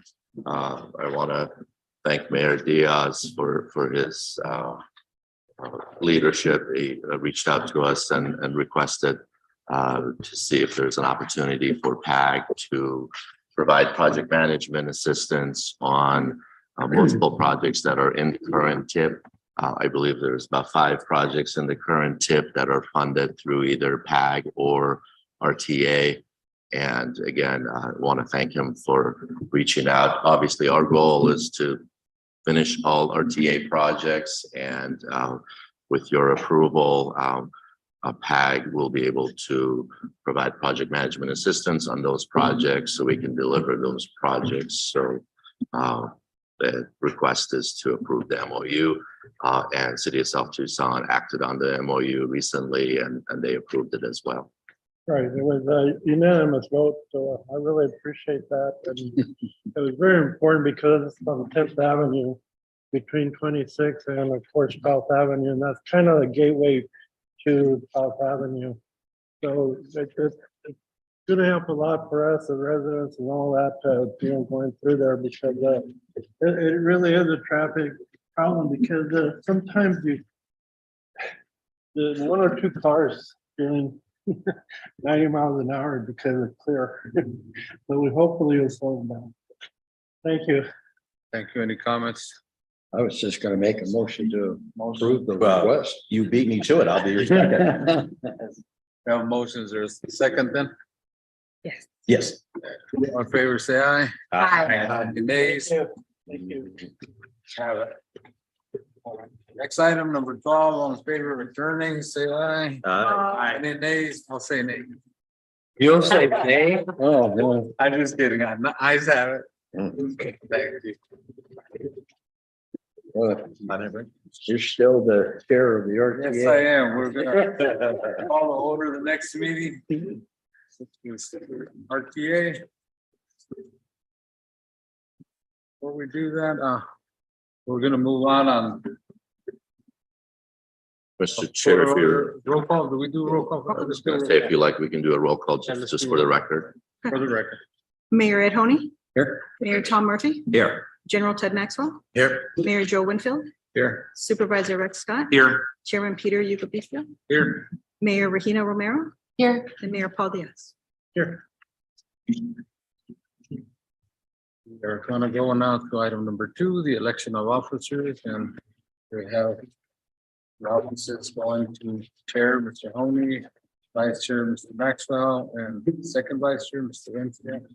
That's an action item, all in favor? I'll make a motion to approve. Second, all in favor, say aye. Aye. Any nays? I was just trying to be quick. Oh, man. Trying to pass that gavel. So. No, no. Mayor, only don't I. The honors for us. Oh, yeah. Thank you very much. Sharon, you're chairing one board and Yeah. moving to Thank another. you. I'll forget the same place that he did. I like it. I was just thinking about. They're that. really nice. Thank you, Council and RT board's been an honor and pleasure, and I look forward to more fun times. I really enjoyed the last conversations right now. And PAG just a little bit back, because you guys did a really good job in finding solutions and whys and wheres. So that's great. Thank you. I enjoyed that. I was gonna ask you want 5 minutes for, That'd be good. Yes, that would be great. and then we'll come back. There you go. Now it's. That would be great. That's. Ya que en Chimamposao, Official it's in your hand. Say that again. You want Pueblo, you can teach me that. Oh, yeah. Say it again. En Chimampotawa. It means it's in your hands.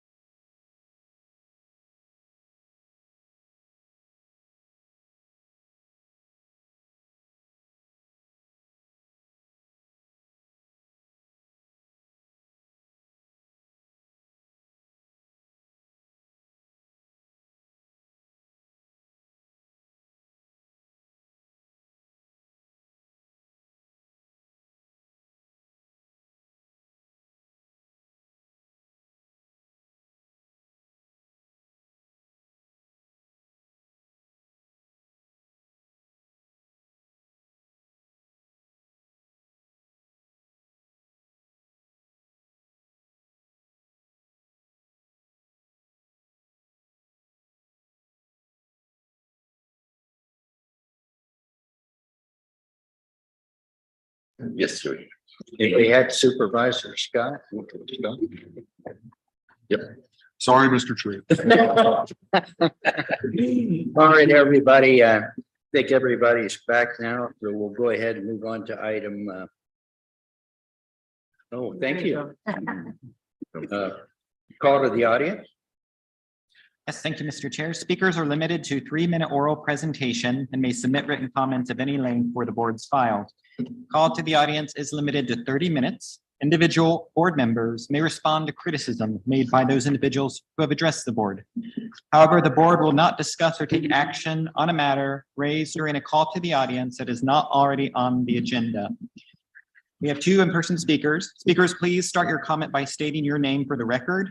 After that, you will have 3 minutes to address the RTA board. At the 2-minute mark, I will politely cut in and request that you wrap up your comments. Mr. Higuera. Mr. Chair, members of the board, thank you for having me again. My name is David Higuera. I'm here representing Supervisor Hines. On March 3rd, Supervisor Hines addressed some questions to Supervisor Scott regarding the ongoing RTA Next development process in hopes that Supervisor Scott would see fit to raise some or all of the questions here with you. As Supervisor Hines concluded in that memo, which I've brought copies of here today, and I will hand those out to Jackie. Said, I truly believe that if the RTA board ensures these tough conversations are had and diverse viewpoints are incorporated and heard, we will be able to come up with an RTA Next plan that can garner majority public support. Supervisor Hines raised the following questions, among others. How can we fix the broken CAC process in which so many members are pleading to be heard unsuccessfully? How will we decide which roadway projects must be cut in order to stay fiscally constrained? Are we comfortable with projected revenues, pessimistic or not, that are 25% higher than the revenues will have been for the first 20 years of the sales tax? The fact that the framework is currently silent on the issue of maintenance of roads built with or maintained by the RTA. The fact that the framework is currently silent on the issue of flexibility and adaptability as we get 10, 15 years down the road to meet actual demands and not outdated projections. The lack of adequate investment in the safety element, considering how poorly we are doing as a region in meeting our own safety goals, as outlined in the RMAP 2045. How do we avoid the situation of fund sweeps that we've seen in RTA 1 for the last 10 years, which have meant that all categorical elements got less investment than what was promised to the voters? On numerous community priorities within safety, environment, and transit elements, we've come up 40% short, 50% short. How does this, or more, how does this square with keeping our promise to the voters, and how do we avoid making that same mistake again? In the March 6th letter from Chairman Yucapicio and Mr. Mogimi in response to Supervisor Hines' concerns, and thank you, Supervisor Scott, for forwarding those concerns, the answers are incomplete and in some cases misleading. For example, the memo states that, quote, the CAC has provided us with a list of recommended named projects, but some of those projects were added or scrapped last minute without adequate CAC deliberation. 1 minute remains. Approved at the CAC as the CAC dragged on well beyond their end time. It says, quote, that the CAC Transit Element Subcommittee has recommended percentages for each transit sub-element. Not true. They have requested more data, as has the full CAC. Meanwhile, the CAC has been told repeatedly that the size of each bucket is fixed based on, quote, RTA board direction. But the RTA board direction was to use the 2006 bucket sizes as a, quote, starting point for figuring out the appropriate bucket sizes here and then to further refine them with input from the CAC and others. It was not the endpoint. And this CAC went through an extensive process last fall to amend and adopt updated guiding principles to guide the development of the RTA Next plan, principles that uphold our community's values and chief concerns. Yet they are being handcuffed in trying to apply those principles. We please do not allow the RTA staff to dictate the outcomes here. You can assert your authority as you have begun to do already. We hope you will continue to do that. Thank you. Ms. Schwartz. Hi, thanks for allowing me to speak today. My name is Patricia Schwartz. I'm a member of the RTA Next CAC. I'm here to draw your attention to page 187 of your meeting packet. The 5th bullet point under the March 6th meeting summary presents, quote, CAC recommended items for RTA board review at its next meeting, and then lists the categoricals that you're familiar with from RTA 1, roadway, transit, safety, environmental / economic vitality.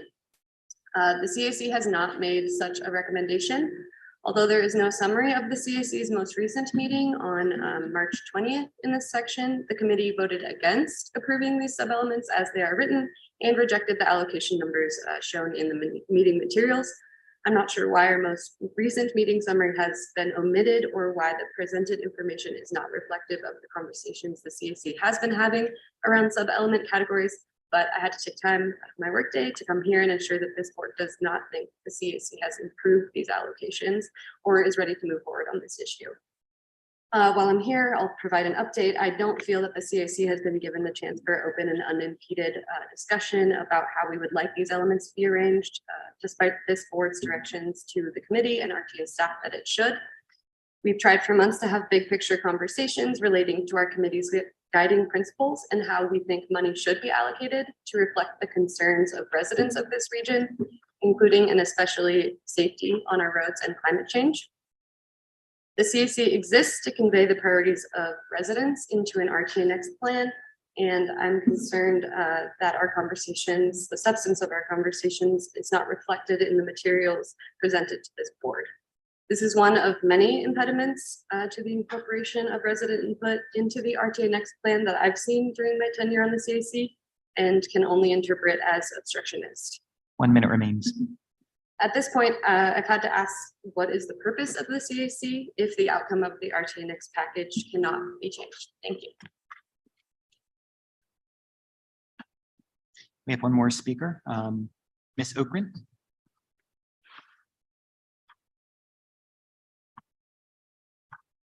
Thank you. My name is Abigail Oakrunt. I am also a member of the CAC, and I'm unfortunately going to echo some of the comments that Patricia has said, and the gentleman before her, who I don't know who that is, but I appreciated what he had to say as well. I've been on the CAC for about a year and have been concerned from the beginning about the lack of input. I try to keep up with everything that's going on because I know that we have been told this is an iterative process and the information that comes from the CAC is presented to you all. But when I read the materials that you're getting and I watch the meetings, which I try to do, you're not getting what we're doing in the CAC. You're not getting minutes from what we discuss.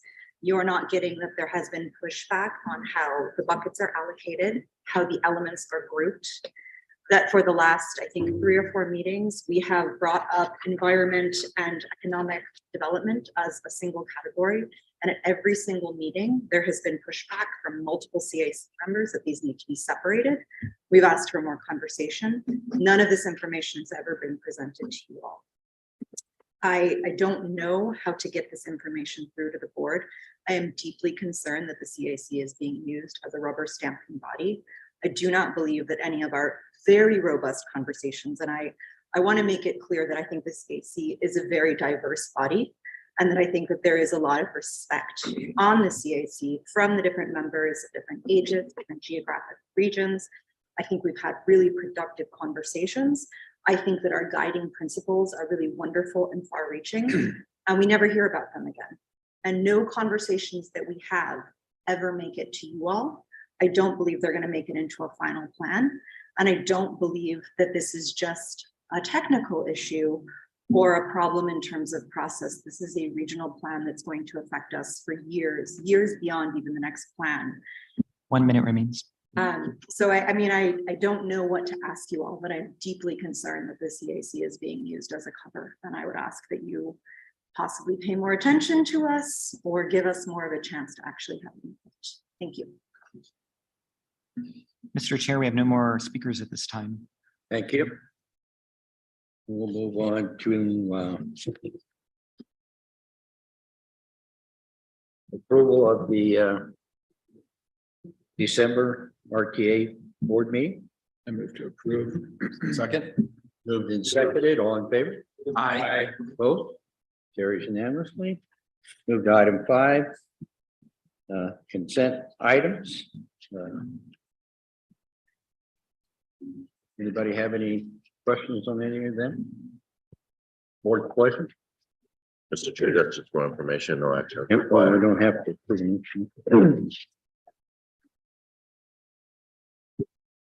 I've got like 4 agendas here, so I want to make sure I get that in. Item 6, approval of the intergovernmental.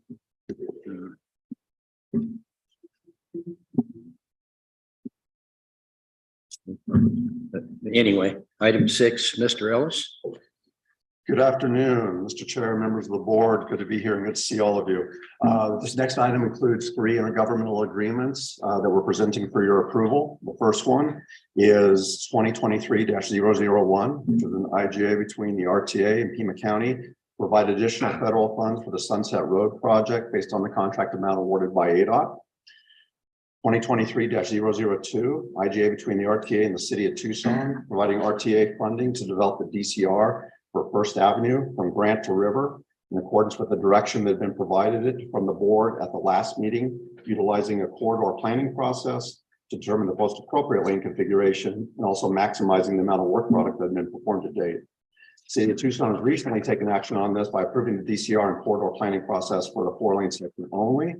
The IGA requires a detailed alternatives analysis as well as public engagement regarding the alternative to be selected after the analysis has been complete. And this would be in line with what was done on Broadway from Euclid to Country Club, in which a CAC was formed, detailed analysis was performed, the technical components were evaluated, recommendations then brought forward, presented to the CAC, and then ultimately approved by them.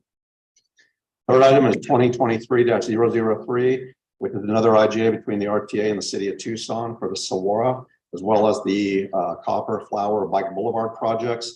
Provides the necessary MAP funding to associated with the RTAG funds that were awarded recently, which is Regional Transportation Alternative Grants. So it's allowing those projects to go forward. You've approved those for Oro Valley as well as the town of Sahuarita. So this one was the next in line. With that, I can answer any questions or. Thank you, Mr. Chair. I'd like to be able to take the personal privilege of asking our Transportation Mobility Director to present on the First Avenue IGA. Patrick from the Department of Transportation and Mobility has presented to us before, and I'd like to invite Sam Credio to talk about what the mayor and council has been working on in terms of First Avenue, the public process, the robust public process that took place for the mayor and council to approve the enhanced 4-lane option, and that the mayor and council made a motion to very specifically bring the enhanced 4-lane IGA to the RTA board for approval. So I'd like to invite Mr. Credio to present to us. He does have a complete presentation answering most of the questions that you all might have. There's only a couple minutes. Mr. Chair? Yes. With, I'd ask you to, I guess, I don't know if you can amend a point of personal privilege or not, because I could recommend that we consider something on Mayor Romero's approval on this one. I'd like to strip 1 and 3 out so we can go ahead and approve those, move them forward, because I believe item 2, the conversation on First River to Grant, 1, I need more explanation of what it is we are being asked to already approve. And I think we're going to find that's going to be a further discussion. So I'd like to move the items 22-23-001 and 22-23-003 for approval. Second. Got a motion and a second. Everybody all right with that? Yep. All in favor? Aye. That carries. So we'll move on to that. The other item, controversial one, please. Thank you. Good afternoon. Thank you, Mr. Chair and members of the board. As Mayor Romero gave me that introduction, my name is Sam Credio. I'm the Director of Transportation and Mobility for the City of Tucson.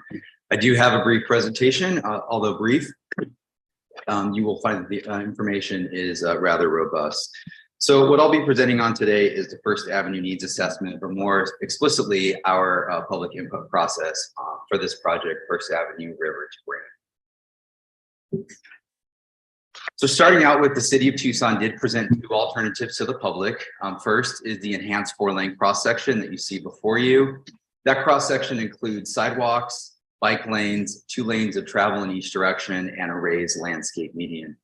We also provided information on the 6-lane cross-section, which includes those same features, but alternatively includes 3 lanes in each direction. The image that you see before you today is from the outreach material that we included. It's also available on our project website, which I'll touch on in just a moment. The public engagement process was structured such that we asked the public to compare the trade-offs between the 2 alternatives. And included in those comparisons on vehicle delay, impacts to pedestrians, bicyclists, transit operations, and also taking a look at project costs and impacts to the right-of-way.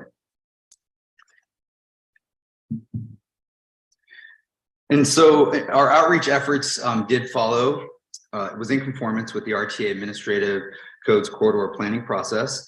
We did conduct extensive public outreach during the summer of 2001 and also sought feedback on the 2 corridor alternatives I just mentioned through a regionally available survey.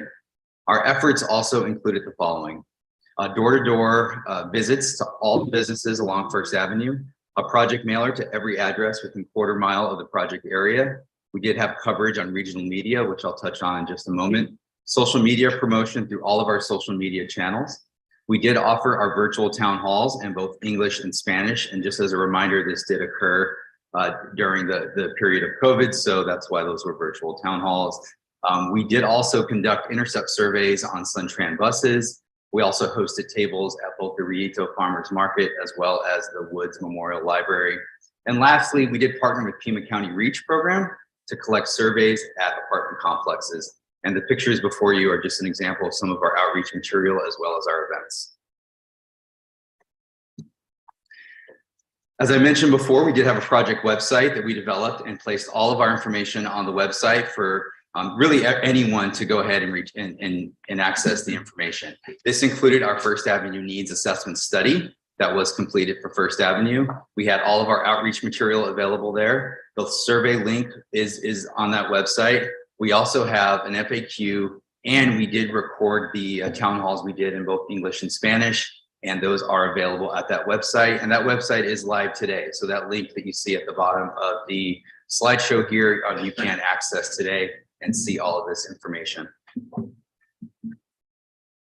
When we talk about regional opportunities for participation, I did mention that we had local media put this out to Tucson and the surrounding areas on our efforts to obtain outreach. And so this is just an example of some of the material that we had, and the link there at the bottom is to a KGUN 9 story that talked about the work we were doing on First Avenue and inviting everyone from the public to go ahead and weigh in on the work that we're going to be doing on First Avenue. Now, I've mentioned this survey a couple times now. This survey did go out to everyone in the region. We received a little over 1,000 survey responses, but it's important to note that about 50% of those respondents did self-identify as not living near the corridor. And so this map in front of you shows all those little dots, and it's kind of hard to see, but all those green dots represent someone who responded to the survey. And the pink area shaded there are Tucson city limits. And so while you do see many survey respondents along the First Avenue corridor, you can see that really folks from all around the city of Tucson, as well as unincorporated Pima County and neighboring jurisdictions, did have an opportunity to weigh in. When we took a look at those results, a majority of the respondents from all zip codes did prefer the 4-lane enhanced alternative. And so here is a graphic of those survey responses. Again, it's about 67% of the folks that responded did prefer the First Avenue, the 4-lane enhanced alternative. And in that survey, we did ask for some feedback on what were some of the features of the 4-lane or the 6-lane that you did prefer. These were some of the responses that we received in no particular order. Traffic volumes don't necessitate road widening. Widening makes the road less comfortable and safe for people walking and biking. And it's really important to underscore the importance of safety along this corridor. This is one of our highest areas for pedestrian and bicyclist fatalities. And so that's really an important note to make. And lastly, widening would encourage additional driving trips and additional emissions. And it being in a climate emergency, trying to reduce emissions and encourage the use of alternate modes of transportation is a priority. And so with that, I would be happy to answer any questions. And I also have my staff member, Patrick Hartley here, who was our staff lead on this project, and we'd be happy to answer your questions. Thank you very much for the time.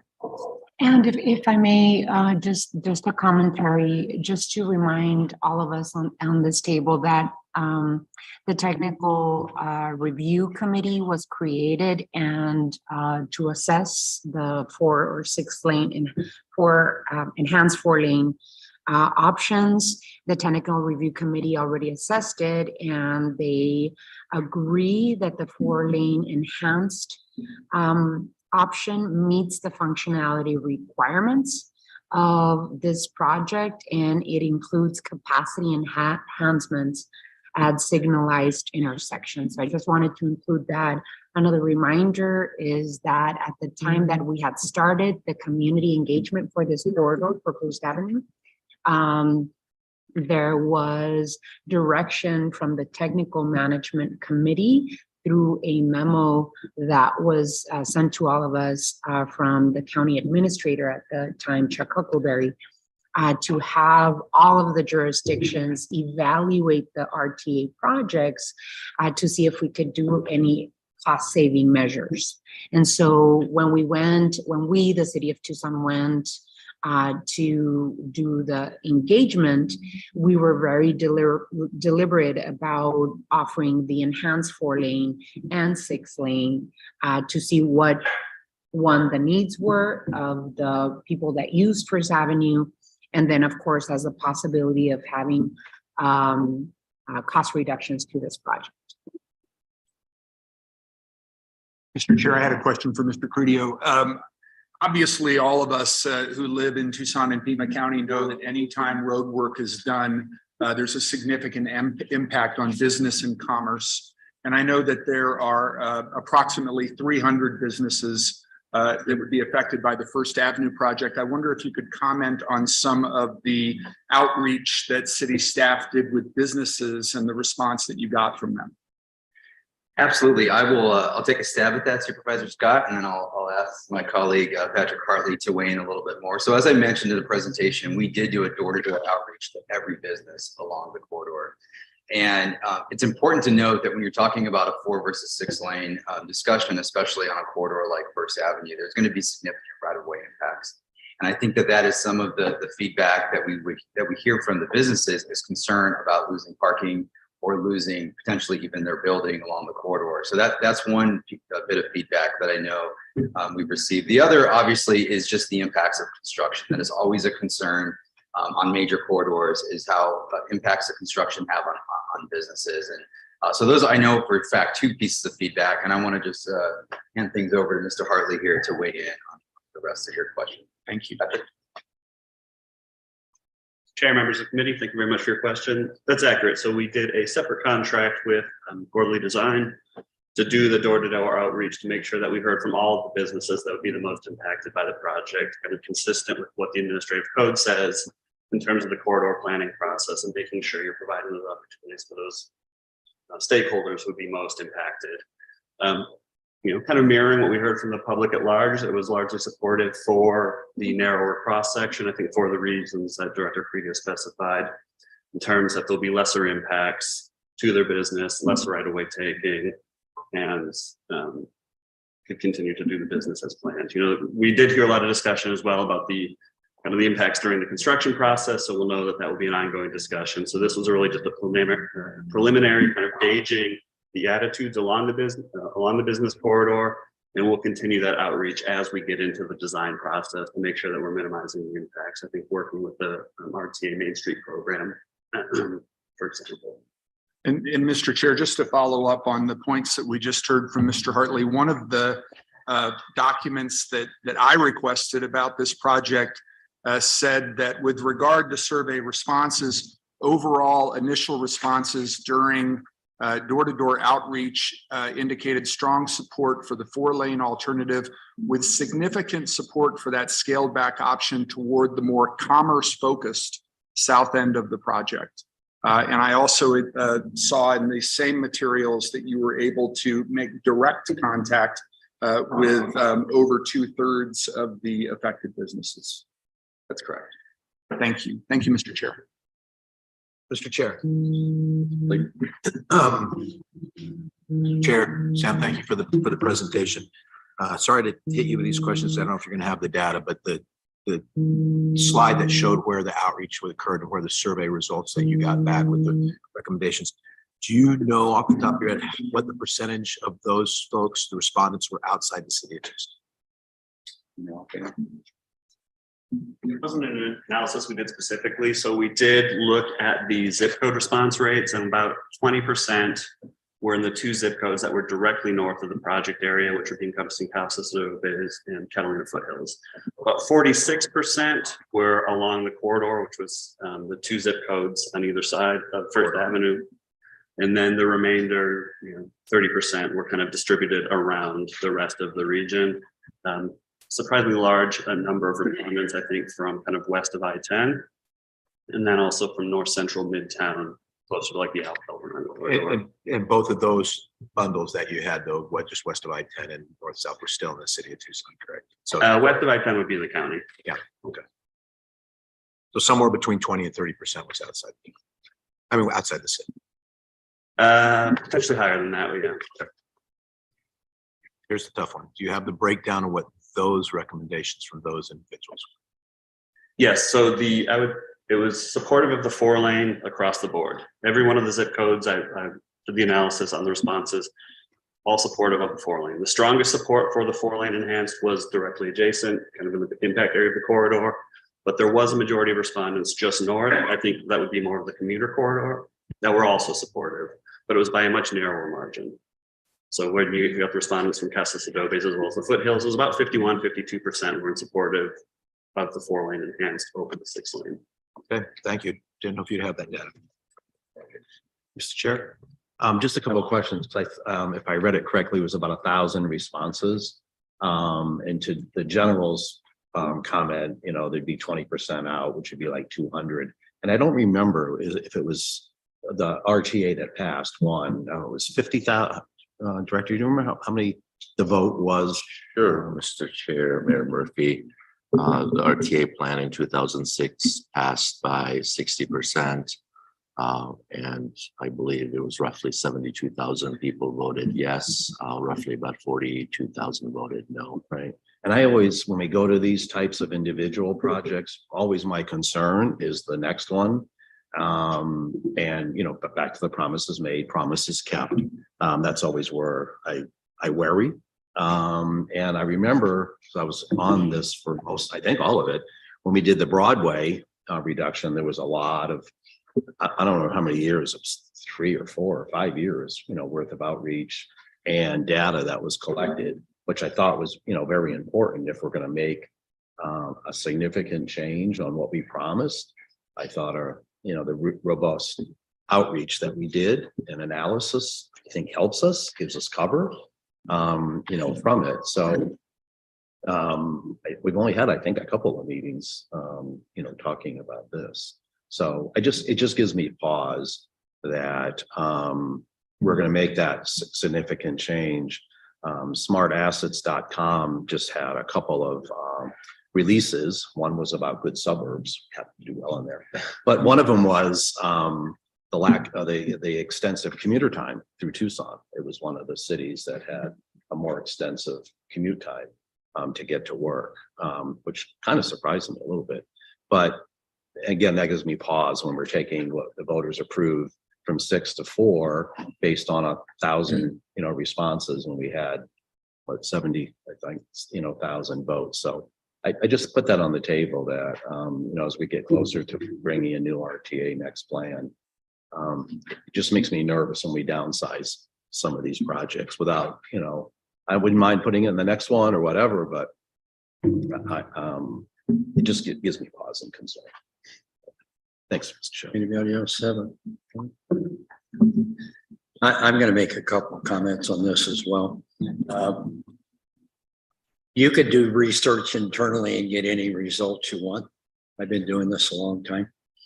But this plan was approved by the voters of the county at large for 6 lanes to spend a certain amount of money.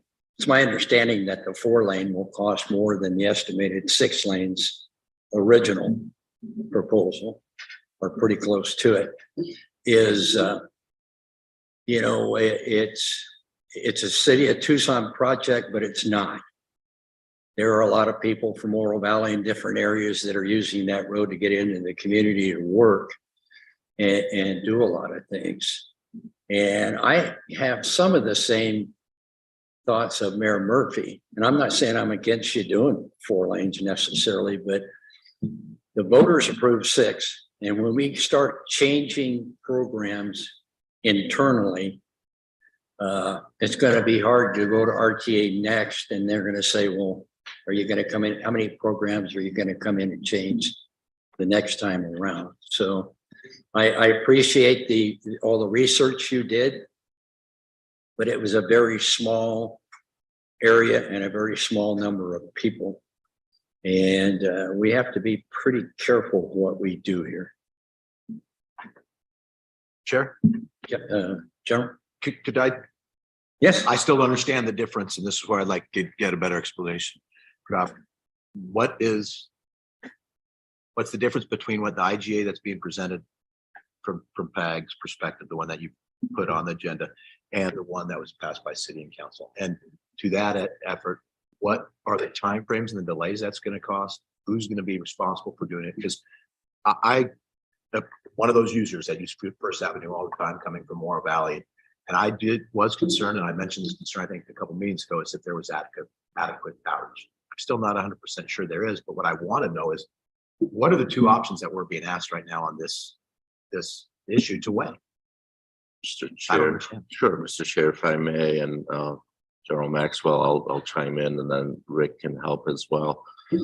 So we've had this conversation at the last meeting as well, and I believe at the time the conversation was, as suggested by the TMC, if the board believes that they need additional public outreach, they should do that. So that was a recommendation from the management committee, technical management committee. Internally, we looked at it, and based on the IGA that was developed, we believe that that is a path forward that is offering a solution to the board. And the IGA, as it was developed mutually by staff, was to go ahead and do the alternative analysis, do the public engagement, which is in the RTA administrative code, it's called corridor planning process. The process itself, and then again, Rick can fill in the blanks for me. As Mayor Murphy mentioned, Broadway is the only example we have when the scope was reduced. So as we talked about at the last meeting, I would never recommend taking 5 years again. So our goal is to do it as quickly as possible. It is doable. It can be done in 12 months.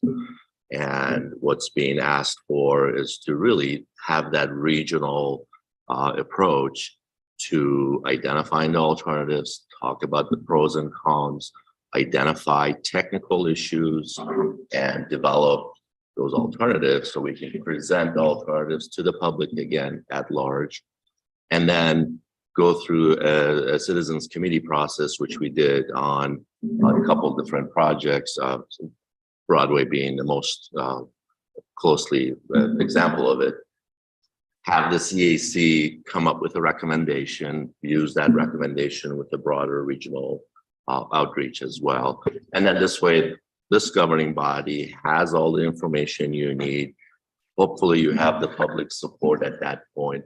So the only difference between the two is that we're recommending to go through that process and then make a decision if it's 4 lanes or 6 lanes. The alternative was to really bypass the 12 months and go right to the design for the 4 lanes. So that's the only difference. You talked about delay, if I may, I'm sorry. If you talk about the delay in the current TIP, funding for construction of this project is in fiscal year 25-26. So we have time to go through the analysis, do the design, and still hit that construction date. Could I, sorry, Madam Mayor, could I just follow up on that question? Because I want to get clarification. Because what I heard Rick explain, there is a lot of wordage in there that, because coming into this meeting, I anticipated this was just about further increasing the outreach and getting input from more outside of the city of Tucson, more away from the corridor, perhaps more, but to try to increase the numbers to your concern. I'll be on the record. Broadway is not anything to hold up as an example. That was a 5-year process that was an absolute mess.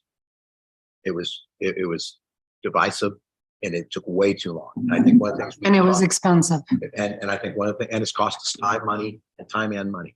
One of the things we've talked about in RTA, sorry, I'm going on a sidebar here, but one of the things we've talked about in RTA next is we have to have a process where we can periodically through the lifetime of a 20-year plan, have moments or periods where we can review the projects to make sure that what we asked the city or the voters to approve, it still is something the voters would want to approve now as well, without having to go back to have a citizen engagement process, to have some citizen input process. So I'm all for more citizen. What we've heard though on this project, and I've seen it in our conversation in preparation for this meeting, like Supervisor Scott said, I appreciate those conversations. To me, I took away from that, it was just about the outreach. It wasn't going to go back and do any more assessment on the 6 lane, do all that, because the TMC and others have already come in and said, remember, this plan was built on anticipating 1.3 million residents in the city, in the Pima County. We're not there. That growth hasn't occurred. So I don't, and if the delay, if everybody also believes that there's not going to be a delay to when we can get this project built as either 4 or 6, I think I'd support doing what we can. And if we can shorten that 12 months to 6, even better. So long-winded question to, or long-winded comments to a question of what is it we have to do specifically? We understand the outreach. Is there anything beyond increased outreach? Sure, Mr. Chair, General Maxwell, as Rick mentioned, maximize the use of everything we have to date. Any technical information, any documents, any studies, those are all still good. Cut and paste, use that material, and then fill in the blanks. The blanks are, we need a committee to review it and make a recommendation. That's what's required in the IGA as it's spelled out in our code. Allow that committee to have that public conversation so they can come to you with that recommendation. And then beyond that, reach out to the regional public for input on those alternatives. So currently the cost estimate, as we know it, I believe a couple of the members touched on that. The cost estimates for the 4 and the 6 are not as clear. Through this process, we can have better cost estimates. So you're comparing the 2 projects, cost benefit perspective, and then you can communicate that to the public and to the committee so they can make a recommendation to you. Currently, you do not have a recommendation from a CAC, which is each project has a CAC. So that's the difference between the public corridor planning process versus where we are currently. I hope we can do it in 12 months. I would challenge ourselves to do it even quicker, but it's doable. Mr. Chair. Mr. Chair. Supervisor Scott, and then. I think we're getting into a discussion of which IGA to go with. And prior to getting into that discussion, which I imagine will be the bulk of our conversation, I wonder if we could have a second presentation. The county has arranged for the head of the Regional Flood Control District, Eric Shep, to be here today to talk with us about another issue that has come up as First Avenue has been discussed, which is roadway drainage concerns. So I wonder if we could have his presentation, then return to this topic, if that's okay with you, Mr. Chair. Sure. Thank you. Before we go to the presentation, if I may, Mr. Chair, I just had a couple of questions in terms of public outreach and the different committees that have given input to First Avenue. Mr. Credio, was the enhanced 4-lane option, did it include any traffic counts? And what does that traffic count say? Yes, thank you, Mr. Chair, members of the board, Mayor Romero. As part of our needs feasibility study, which again is posted on the website, we did do a traffic analysis, and we took a look at the traffic volumes, as Mr. Maxwell mentioned, are not what we thought they were going to be. And so we did take a hard look at that, especially at the signalized intersections. And what we found, and this was confirmed by the work that the TMC Technical Review Committee did, is that the enhanced 4-lane alternative continues to meet the functionality as intended by the First Avenue project that was proposed to voters in 2006. We do anticipate that some capacity improvements would be made at the signalized intersection, but that by moving forward with an enhanced 4-lane alternative, it would not be at the detriment of traffic. So we have done that level of study, and it's included in our needs assessment study. What committees have taken a look at the enhanced 4-lane option? Mr. Chair, members of the board, Mayor Romero. So the Technical Management Committee has looked at it, as well as the Technical Review Committee. I know that Mr. Hartley himself has made, I believe, approximately 14 presentations on this topic to various PAG or RTA boards or committees. And we've also presented to the City of Tucson Mayor and Council, who also supported moving forward with the enhanced 4-lane alternative. Okay, thank you. Thank you, Mayor. Let's have the county presentation. So I have a handout. Pass these around. I like to bring pretty maps with me. Thank you, Mr. Chairman and the board. I was asked to talk about hopefully reducing the number of alternatives, since it seems to be a lot of talking about alternatives related to drainage on the First Ave project in Navajo Wash. I'm Eric Shep. I'm the director of the Regional Flood Control District. I was asked by Supervisor Scott to attend, and so thank you for inviting me. I'll start off with, I think the reason why your packet had some discussion about the city's obligation to deal with overall Navajo Wash drainage problems was from a report in 2007, which discussed both the transportation enhancements from a much larger study from Fairview all the way to Fort Lowell, and included storm drain improvements downstream of First Avenue to meet the goal of reducing flooding overall. I think the suggestion was that project could be tied with an RTA project together. And I believe that's why that's a topic of conversation that we're discussing today. That was done in 2007. It used kind of simplified hydrology methods and made some very concept level design considerations for what that drainage solution might look like. Subsequent to that, the Flood Control District, at the request of the City of Tucson, unrelated but complementary to the First Avenue project, completed a study of the whole Navajo Wash, which you see, it's complicated, is that for regulatory purposes, it includes the entire watershed. It uses more sophisticated methodology, as well as more sophisticated floodplain mapping techniques to handle urban drainage, which was not possible back in 2007. The city has since adopted this study for the regulatory and planning purposes, and it does include all of the existing storm drains that are out there. It does include, and we didn't do any alternatives analysis on future storm drains, but it is the project that the study that we would recommend be used for future studies. This is the very complex urban flooding situation of the Navajo Wash, created, when the city was being developed in the 30s, 40s, 50s. So this is a long-standing problem that is, beyond the scope of the First Avenue improvement to solve. And you can see First Ave kind of right in the middle of the map, and there are significant drainage problems upstream. The upstream is to the bottom right side. It's, Country Club and Speedway is the headwaters of the Navajo Wash. It's actually called the Wilson Wash, on that eastern side. It flows to the west towards I-10 through lots of properties. Hits First Avenue, and then continues on towards the cemetery and joins with the cemetery wash should become the Flowing Wells Wash. So there's a complicated and significant drainage problem, which First Avenue can't and shouldn't really need to address. To focus in on the things that the First Avenue project ought to do is right around the Navajo Wash low flow channel at Navajo, kind of where the Boondocks is, if you're familiar with that area.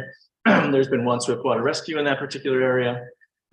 focusing on that location would reduce safety issues in that particular location. Use of these updated floodplain modeling, I think, reduces the scope of any drainage solutions, both for the right-of-way itself and minimizes the need for upstream and downstream needs particular to this project. Here's what the design concept report should do. It should use the city's standards for keeping motorists safe for driving through low flow crossings to reduce swiftwater rescues. It should address connectivity. It happens to be that Navajo Road is the wash. So if you're gonna pass water underneath First Avenue, you'll have connectivity issues. And I don't know what happens to Navajo, but that's what the design concept report should do. And it shouldn't exacerbate the existing flood risk. There's already flood hazards there. Whatever the design should do, shouldn't exacerbate existing problems. But it doesn't have to solve the regional drainage issues. The flood control district is here to solve the regional drainage issues. We've begun working with the city of Tucson, not quite in the Navajo Wash watershed yet, but throughout the city, the urban core, to create solutions. There are two solutions that are shown right here. The one on the right, Park Avenue Basins, is a large scale solution on the Arroyo Chico. It takes city blocks and it does significant flood risk reduction downstream. Those are tough to come by. Land is at a premium. The original 2007 report discounted those types of solutions because it was a mature watershed with not a lot of room available. However, since then, with the city of Tucson, we've been embarking on much smaller projects like the Seneca Basin, which is about 1.2 acres and does moderate flood risk reduction, creates community amenities, et cetera. And we are working to bend the curve on flooding using those types of methodologies and being opportunistic on where those are placed. So over time, we can reduce the flooding in the Navajo Wash watershed, but it does not have to be and should be separate from the First Avenue project. So I think that's the goal here, I think, is to summarize the number of alternatives to be addressed. And it doesn't need to include the significant infrastructure that was originally proposed in 2007, which is not very practical anyway. So with that, I'll answer any questions.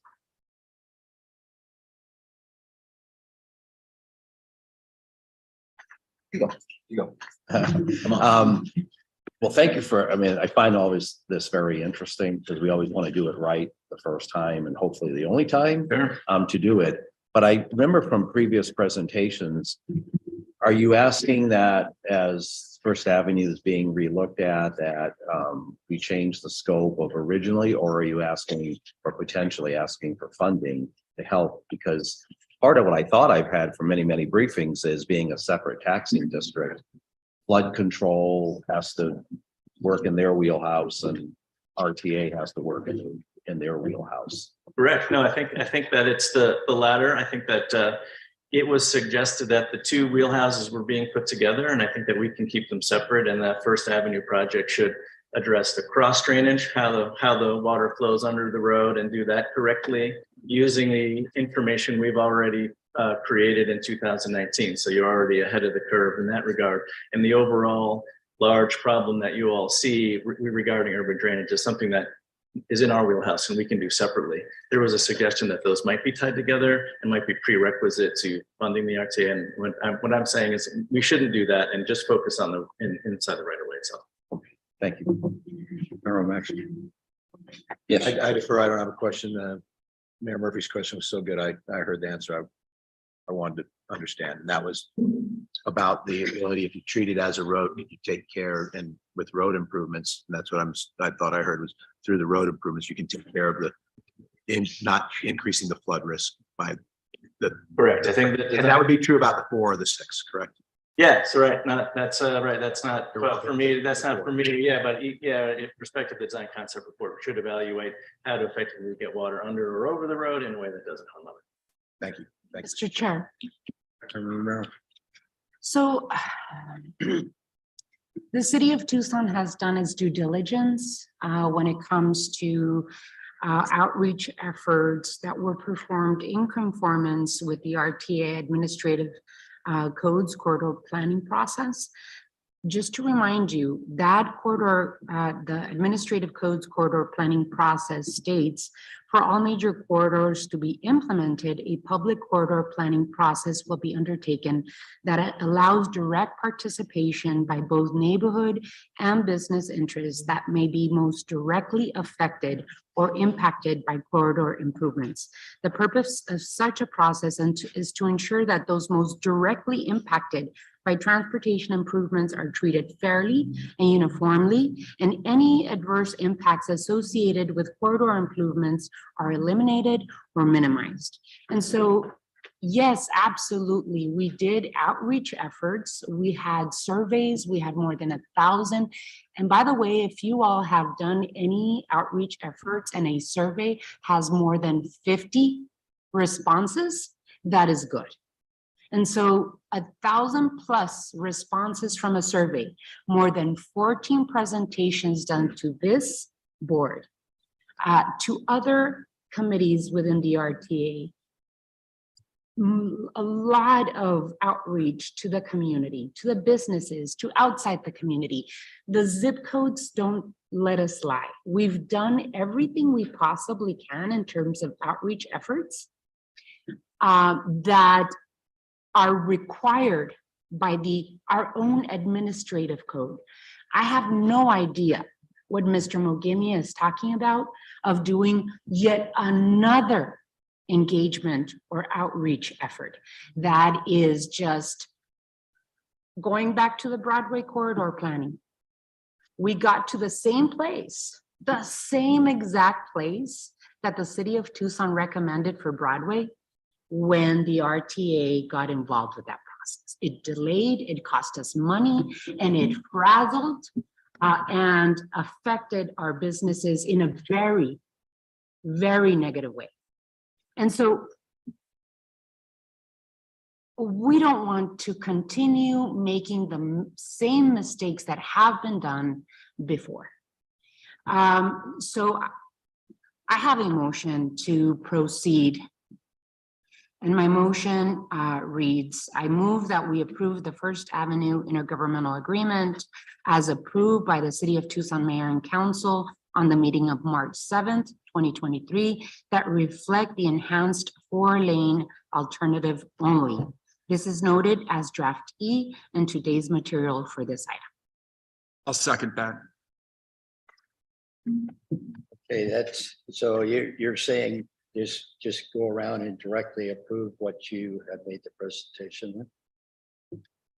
This is making the motion to advance a project that was approved back in 2006 by the voters of our region, and us taking into consideration all of the outreach and engagement and presentations done to every single committee that needed to take a look at this, with, by the way, the technical review committee assessing the enhanced 4-lane cross section and agreeing that the enhanced 4-lane option meets the functionality requirements as required in the 2006 RTA question. Mr. Chairman. Well, as it stands, I won't be supporting it. And the main reason is, one, it doesn't meet the standard of the voters that approved in 2006 because they approved 6 lanes. And as an elected official with multiple jurisdictions, because I saw, down in Salarita, very few dots, if any. I think in Marana, I saw none. Okay. And, well, excuse me, but we're coming from a regional approach, and the voters approved the 6 lanes, and I would be fine with it. Again, the voters approved it as is. If we, we're not talking about building it, I think it was to, like, did I hear 25, 26 from there? I think we do have some time. Now, if we go down a few months, 9 months, and there's been no movement, I would certainly want to reconsider it. If there's a regional approach that this is the best thing, and that's what the PAG outreach is, not the city, the PAG outreach, because that's the PAG voters that voted for this, I'd be in support of it. But it just concerns me, and I'm worrying about next RTA making a significant change such as has been passed. Just to follow up on Mayor Murphy's last point, I do support the motion, obviously because I seconded it. And one of the reasons I support it is because of the message that we are going to be sending to the voters going into an RTA next election if we embark on another public outreach process. I do believe that the city put forth a robust, comprehensive, very people-oriented, business-oriented outreach process. And if we start a second outreach process, all of these people are going to wonder why they're being asked a second time about this project. They're not going to understand the distinction between the outreach, the first time being from the city, the second time being from the city and the RTA. We're going to confuse them. We're going to look like we don't have our act together going into an election. And I'd also want to draw on some items from this agenda item to help to support my opinion for supporting this motion. If you look under financial considerations in your packet, it says the RTA requires an extensive regional public involvement process in order to determine recommended alternatives prior to the board's review and approval of proposed significant changes to the scope of a named RTA ballot project. I believe we have had this extensive regional public involvement process. The document further says at this time, the RTA does not have all the information needed to ensure the proposed changes are in the best interest of the public. I believe the presentation, and we can get additional materials from the city about their outreach efforts, show that this is in the best interest of the public. If you look at the section that says technical, policy, legal, or other considerations, it refers to the administrative code that Mayor Romero just quoted from. And I believe that the process that the city follows, that the city followed, aligned with the RTA's administrative code.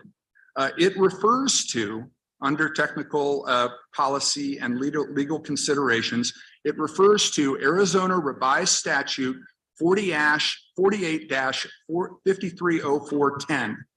Now, 48-530410 is one line, and it is this: provide opportunities for involvement in all aspects of the planning and amendment process by all affected interested parties. I feel this process has done that. We are going to be confusing the public. We are going to be frustrating the public. And if we go into a second public outreach effort, and we are very likely, based on the robust public outreach effort that the city did, to come to the same conclusion. And then we're going to have to explain to the public why, similar to what happened with Broadway, we got to the same conclusion that the city has already reached through their efforts. The last thing I will tell you is that the final sentence of this document says, the agenda item document says, the RTA board can make an exception as long as its legal obligations are met. I feel that our legal obligations are met. I support the motion, not only because I think it is in the best interest of moving forward with this project, but I think it's in the best interest of demonstrating to the public that we are serious about fulfilling all of the projects in the current RTA plan, and we want to send the right message about how we are coming together as a region heading into RTA next. Mr. Chair, I support this motion. And the reason I do, I think, if it was the town, your town, and you feel this is the best process, you went through the ringer, you went through the surveys, you went through notice, I think they know best other than ourselves as an RTA. And that's the respect I have for that corridor. I drive in it probably more than you, Mr. Maxwell. Since I was a kid, I rode my bike there and I fell there one time and scraped all my knees and my arms, but I will tell you right now, it is an issue. And maybe 50, 20 years from now, it needs further improvement depending on how we grow as a city, as a region. But right now, I think if you've done your work, I think it's time to move on and keeps the hearsay all the time and going around in circles. So that's why if we vote on this motion, I will vote yes, because I think it needs attention now, not 5 years from now or 10 years. Anyone else want to comment? Mr. Chair. Yes. I'm still torn. I'll have to make a decision here in a couple of minutes. I know that, but I'm still torn. And here's for a couple of reasons, because I think there's some arguments that are both correct and incorrect. First off, Broadway, I would not put the blame on that for being 5 years on. Now, back then, I supported the 8-lane project. So for full disclosure, I was advocating. And Mayor Romero, you're absolutely right. The city and mayor and council recommended 6-lane. There was a lot of advocates inside the city, recommended 4-lane, which we ended up building 6. So it ended up being a compromise position. So there was time, and that was all go through. But that was an issue. 5 years is way too long. We said we wanted to be more flexible, so I do want to be flexible. The answer I still have not heard that I asked at the very beginning was, if we move this project today, is it going to expedite the beginning of construction? Because if we have time, then I'd like to hear what the cost would be for this extended outreach. I mean, there's more to it, because to your point, Supervisor Scott, is how do we go back and explain to the public that we're spending money and we're going to end up with the same result? So we need to know what the cost of doing that extended outreach would be. My opinion. We also need to know if we delay giving this answer to the mayor and council and to response to your IGA, is there an opportunity to move the construction and expedite it earlier? Because if that's the case, I mean, if we're holding off on something, we already know we've moved some projects around, we've taken form, we've moved down. We need to get these projects done. And I agree that it's going to send a message no matter how we vote today. And either way we vote, that we're going to have pushback on the RTA. And the most important thing is we stay together on that. We do need an RTA next going forward. So I'm just trying to get some clarification, and Mayor, you may have some more information.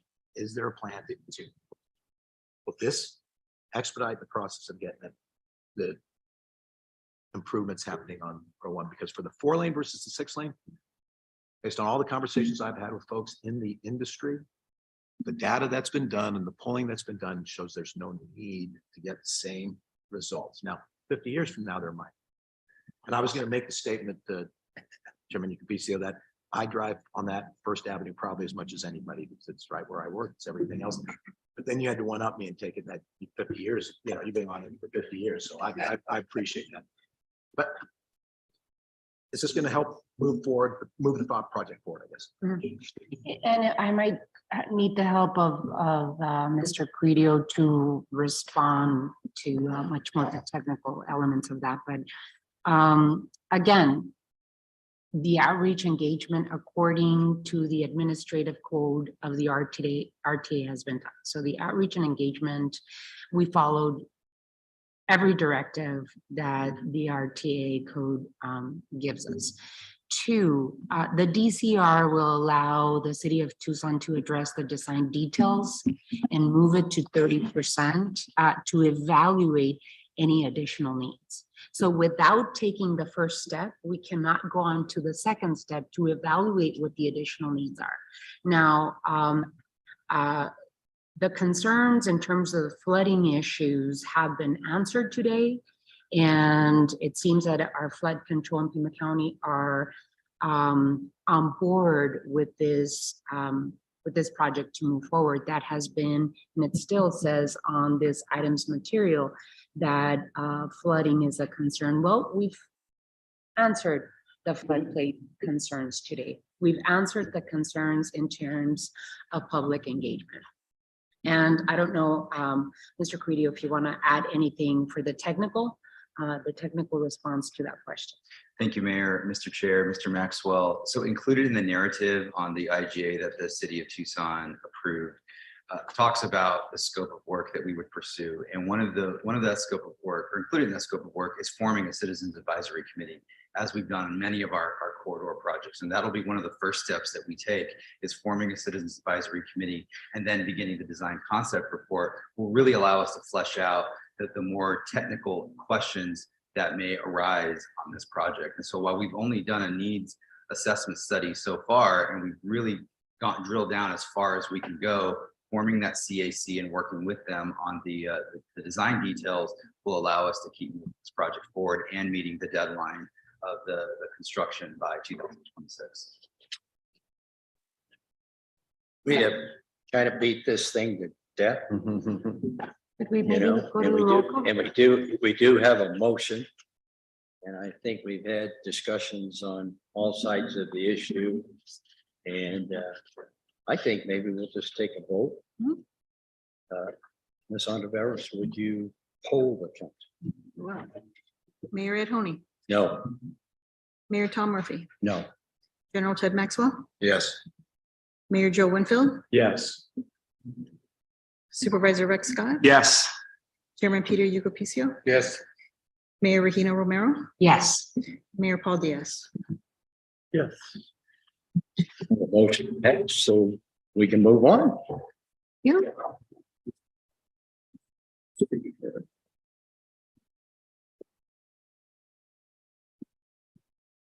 Item 7, Arizona Department of Transportation. We had this on PAG. Safety plan. So, Mr. Chair, this is the RTA safety plan, because we're in the transit business, and Preston's going to give you the presentation. Thank you, Mr. Mogami. Good afternoon, Mr. Chair, members of the RTA board. Again, my name is Preston McLaughlin. I am the Transportation Mobility Coordinator with PAG RTA. And today I will be discussing the RTA's updated Public Transportation Agency Safety Plan, or PTAS for short. And this is required by all federal transit administration, required by the FTA, Federal Transit Administration, for transit agencies that receive FTA 5307 Urbanized Area Formula Grant Funds. In 2019, the RTA worked with the Arizona Department of Transportation, or ADOT, to develop an initial group PTAS to be utilized by all Arizona transit agencies that operate fewer than 100 vehicles. This plan met compliance requirements established by the FTA and was approved by the RTA board on September 24th, 2020. And in accordance with ADOT's instructions and authorization, the original 2020 PTAS has been reformatted by the RTA to remove all information related to other transit agencies in order to become a safety plan that is specific to the RTA. All other information has remained largely unchanged for the 2023 PTAS. In addition, the FTA issued a new requirement in 2022 for public transit agencies serving an urbanized area with a population of 200,000 or more to establish a safety committee comprised of equal parts managerial staff and frontline working staff to review and approve the PTAS on an annual basis. The RTA's newly established Transit Safety Committee reviewed and approved the 2023 RTA PTAS on December 20th, 2022. And the approval of this PTAS from both the Transit Safety Committee and the RTA board will affirm that this plan complies with FTA regulations and will effectively guide transit operators to follow safety policies and procedures set in place by the federal government.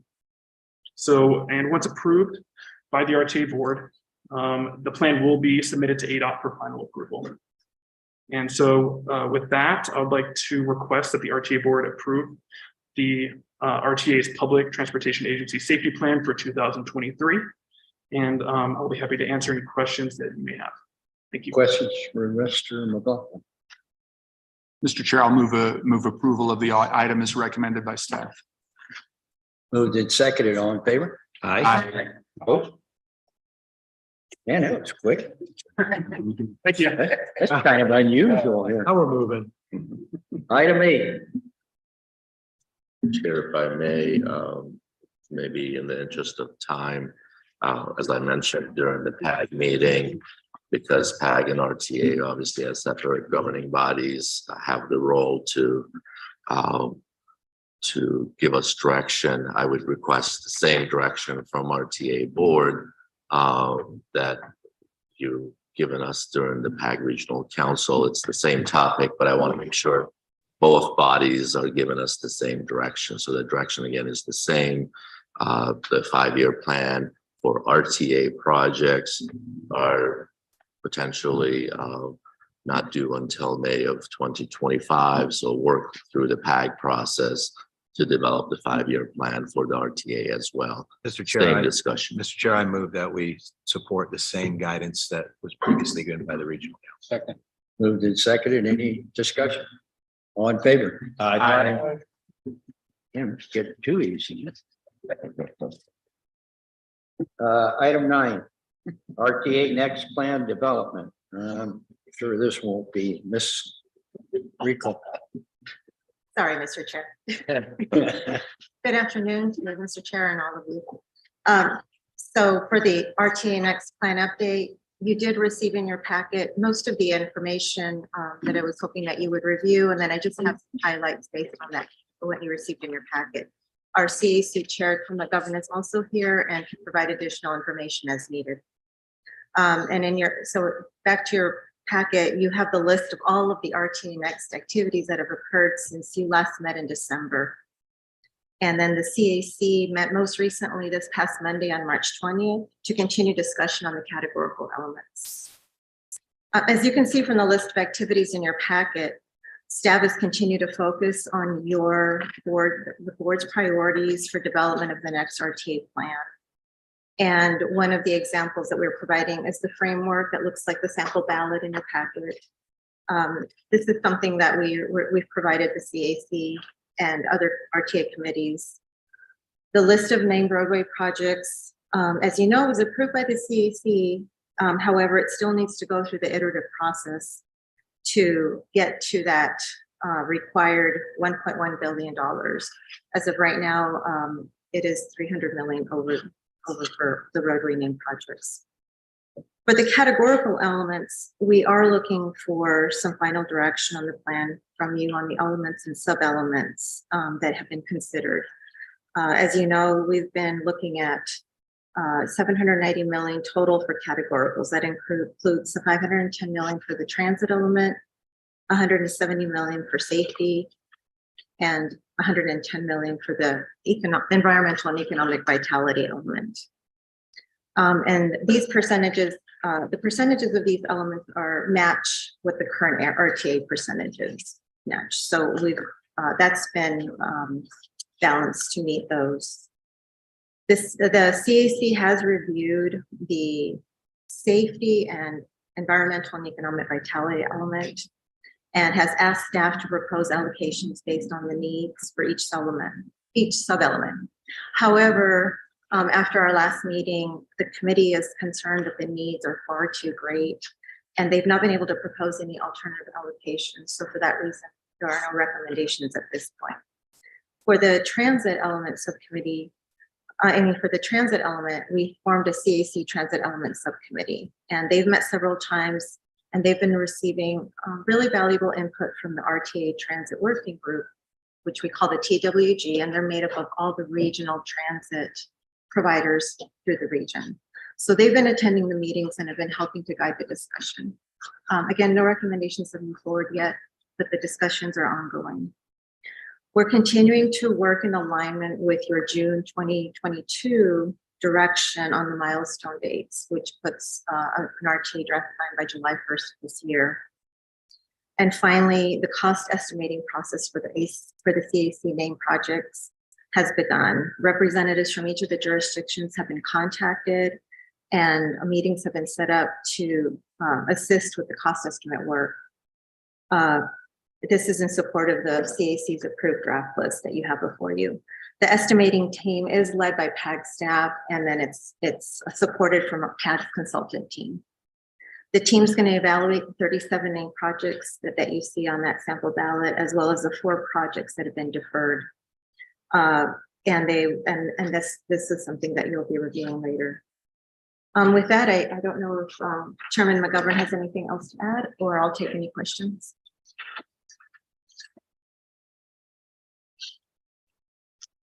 if you don't mind, I want to bring your attention to this document that is in the packet, and there's one on this table for your reference.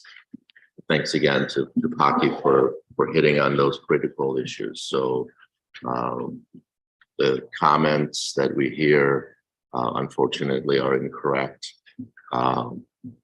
This governing body provided guidelines to the CAC on each element and to use those guidelines as a starting point.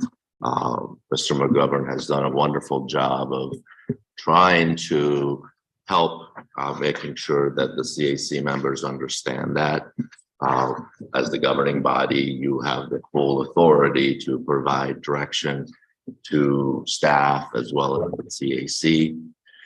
So you have done that. That information has been provided to the CAC. In addition to that, there was some incorrect information about CAC has not acted on the project list that you see in front of you. I'm sure Mr. McGovern would confirm that the CAC acted and recommended those projects. They are still over that budget by $300 million, but it's a draft list. We know we need to keep working on it. It's subject to change. So if you follow along, you have a list of projects that add up to 1.4. The guideline was 1.1. Again, thanks to Mr. McGovern for even getting us this far. We started with 4.6 billion. If you cut from 4.6 to 1.1, I think you can make the extra 300 work as well. So thanks to his leadership, he's making that happen, and we're confident that he's doing a great job. And I can't thank him enough and the other officers. It's not an easy task, and they're doing a wonderful job. Going down to the second part on page 2, again, we keep hearing from folks that this body did not approve delaying those 4 projects. That is incorrect. This body at 2 separate meetings approved 4 projects to be delayed. As you can see in front in the 2 columns, there's a column for RTA dollars and there's a column for non-RTA dollars. As we discussed earlier, we don't have the answers to those questions. That's why it's blank. Once we determine how much RTA dollars are needed for that purpose, we'll fill in the blank. You'll figure out how much non-RTA dollars are coming in. Then we can solve that piece of the puzzle. But again, I want to be on the record that this body had 2 separate meetings and made a motion to delay 4 projects. And that is the solution to developing this plan. The reason for it is that overlap concept that we keep talking about. If we're going to overlap the 2 plans, the first plan potentially could be 18 years, not 20 years. The second plan becomes 20 years. So what do we do with the extra 2 years of funding and projects? That's the solution. So again, I want to make sure everybody follows along here, because unfortunately, again, I think it's unfair to Mr. McGovern to continue to answer these questions. So I want to make sure we're on the record so I can reference this. Related to elements, this body provided the guidelines. We're following the guideline. The only thing here that's a little bit different was the transit subcommittee transit element subcommittee made a modification to those sub elements. So that is an action of the transit subcommittee, and everything else you see in red for transit sub element, it's based on the subcommittee's action. Everything else you see in red is staff recommendation at the request of the CAC members, because they want to start kind of seeing how this thing gels, right?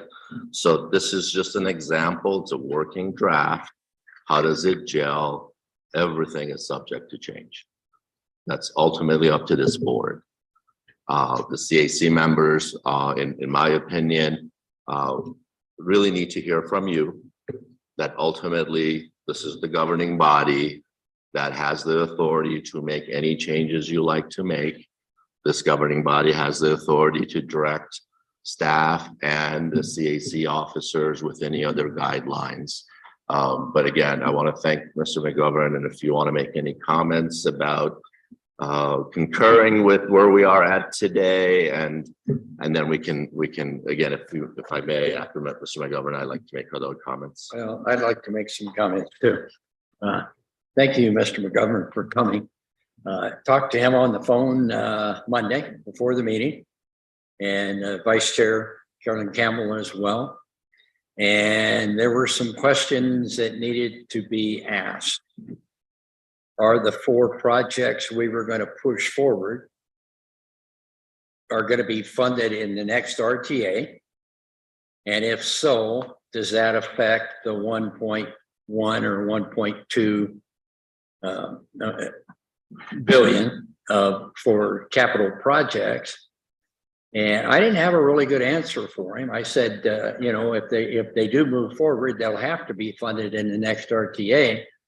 Another question Mr. McGovern asked, and then of course I'll let him speak as much as he wants, is I made the motion on the buckets.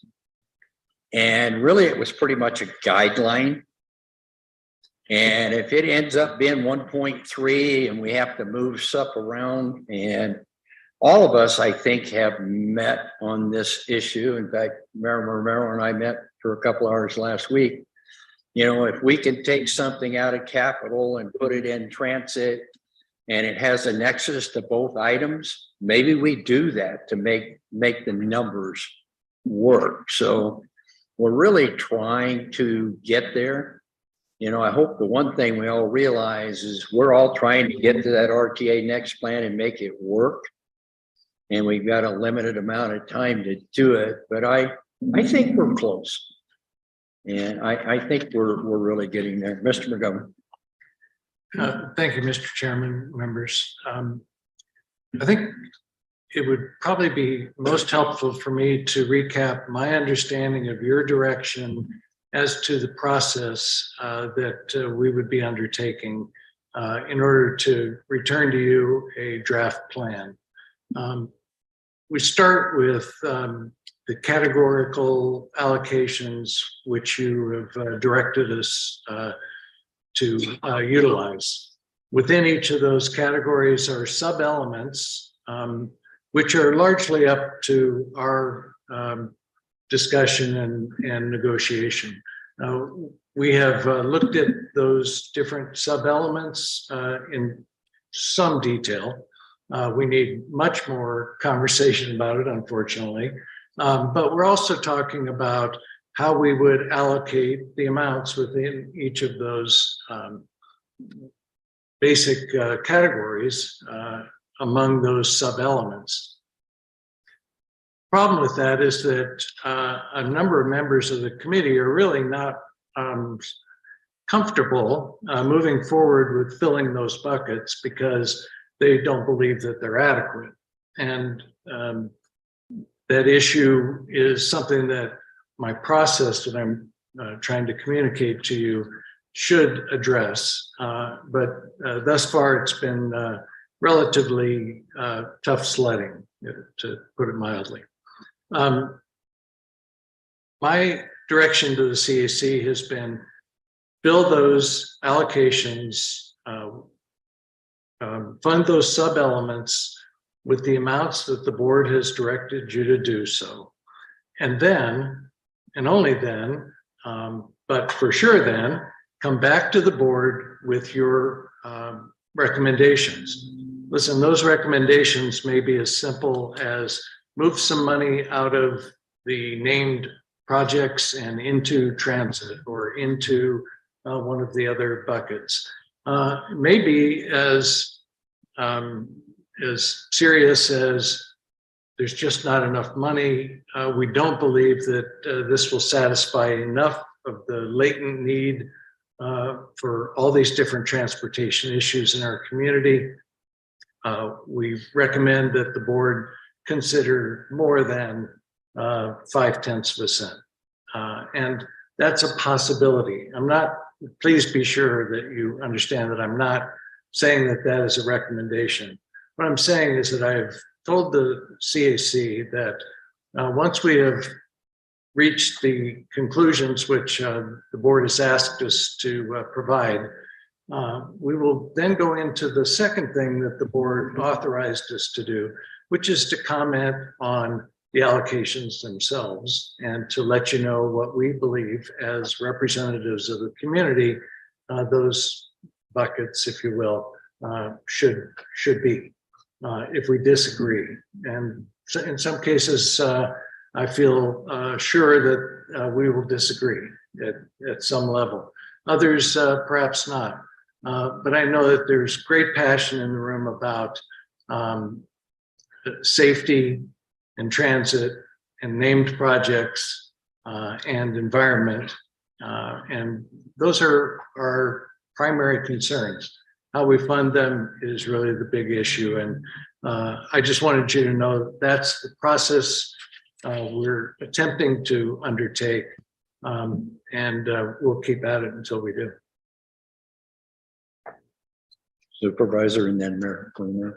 Mr. Chair, I want to associate myself with comments that Mr. Mogimi and you made. I have a staff member who sits in on every CAC meeting, and Mr. McGovern, I think you do an absolutely stellar job of making sure that every voice on the CAC is heard and that every opinion is honored.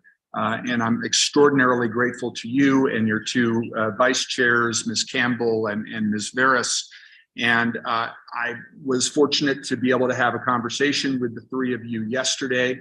I also have frequent conversations with the two members of county staff who represent the county on the Technical Management Committee, Ms. Lesher and Mr. DeBonis. And it is in the spirit of what I have heard from them and what I heard yesterday from Mr. McGovern and his colleagues that I make this motion. It is a motion directing PAG RTA staff to provide both the Technical Management Committee and the Citizens Advisory Committee with all information necessary to make recommendations to the RTA board on the roadway element, such as the previously requested ADOT project funding scenarios, and to enable both the TMC and CAC to have a comprehensive discussion and make recommendations to the RTA board on all RTA plan elements: roadway, transit, safety, environmental, economic vitality. Second. And if I could, thank you. And if I could explain why I'm making this motion. Mr. McGovern and his colleagues told me yesterday that they are waiting on guidance and direction from the TMC, the kind of guidance and direction that we expect the TMC as professionals to provide to the CAC so that they can make their decisions. In talking with both Ms. Lesher and Mr. DeBonis, the last two meetings of the TMC, there have been requests for regional funding allocations, not just from PAG RTA staff, but also from ADOT, because there are ADOT projects that are on the RTA Next list. The TMC and the CAC have a symbiotic relationship.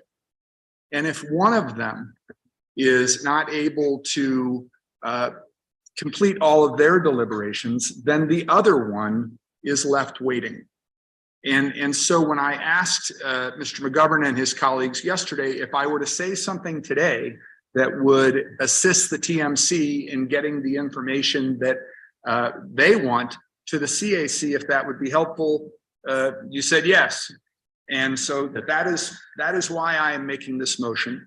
And I know from talking with both Ms. Lesher and Mr. DeBonis that the TMC discussed this in both February and March. So if we approve this motion, I sincerely hope that requested data, those regional funding scenarios, are provided to the TMC at their April meeting, so that they're then able to follow up appropriately with the CAC. Again, we have to think about how these two bodies are linked, and the one is not able to do everything that it wants because the other does not have all the information that it has sought. So that's the reason for my motion. Chair. I 100% agree with that comment and want to attach myself to that comment. I think it's right on. What I'm thinking, and I wanted to talk about a bit, is I'm just thinking back to the individual, and I'm sorry, I forgot her name, that came to speak to call to the audience at our RTA call to the audience. That there is a lot of exasperation, and I think I heard this same type of exasperation from David Higuera representing Supervisor Hines in terms of the lack of conversation and flexibility in terms of the framework that we have in front of us today, and the CAC has in front of them, and the TMC have in front of them. What worked back in 2006, and I've said this before, will not work in 2023 and the next 20 years. We're in a different place. We have different needs. We have, thank goodness, the experience of having a previous RTA. We should learn from what worked and what didn't. And because we want the buy-in of our public in every jurisdiction, we want to make sure that TMC and CAC have appropriate information to make decisions, to make recommendations in an informed way. And I don't think that has been happening for the past year and a half. In order to have a good conversation regarding the RTA next plan, and I think, Mr. Chair, you mentioned we all want to get there. This is something that is good for our region. Of course, we can go alone at it. Some of us can. But for the benefit of the unity and the cohesiveness of the region, you know, I want to make sure that we are working together, that we are providing the necessary information for our both citizens and our technical experts to help us make the decisions as we move ahead for the possibility of an RTA next. And so in terms of the categories for RTA next, what I heard our CAC board member that really sounded frustrated, and in her comments, it seemed like she really wants this to work as well. And so I want us as a board to give direction to TMC and CAC, and I don't feel I have to make a motion for this, that they look at the categories. The city of Tucson already forwarded back in, when was it, October of 2021. We made it clear to this board that we wanted to use the Move Tucson framework in terms of categories, because we've already done a lot of outreach to our community, and they've told us this is what we want to see investment in. And so it's easy for us at the city of Tucson to say, hey, we have this framework of categories that Tucsonans want to see investment in. Use it to inform your process. And it really, the Move Tucson categories really overlap a lot with the RTA Next framework.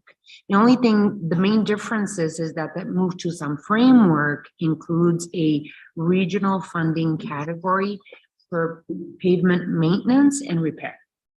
And then it has also a transit category that Tucsonans value because they want to see more investment in transit.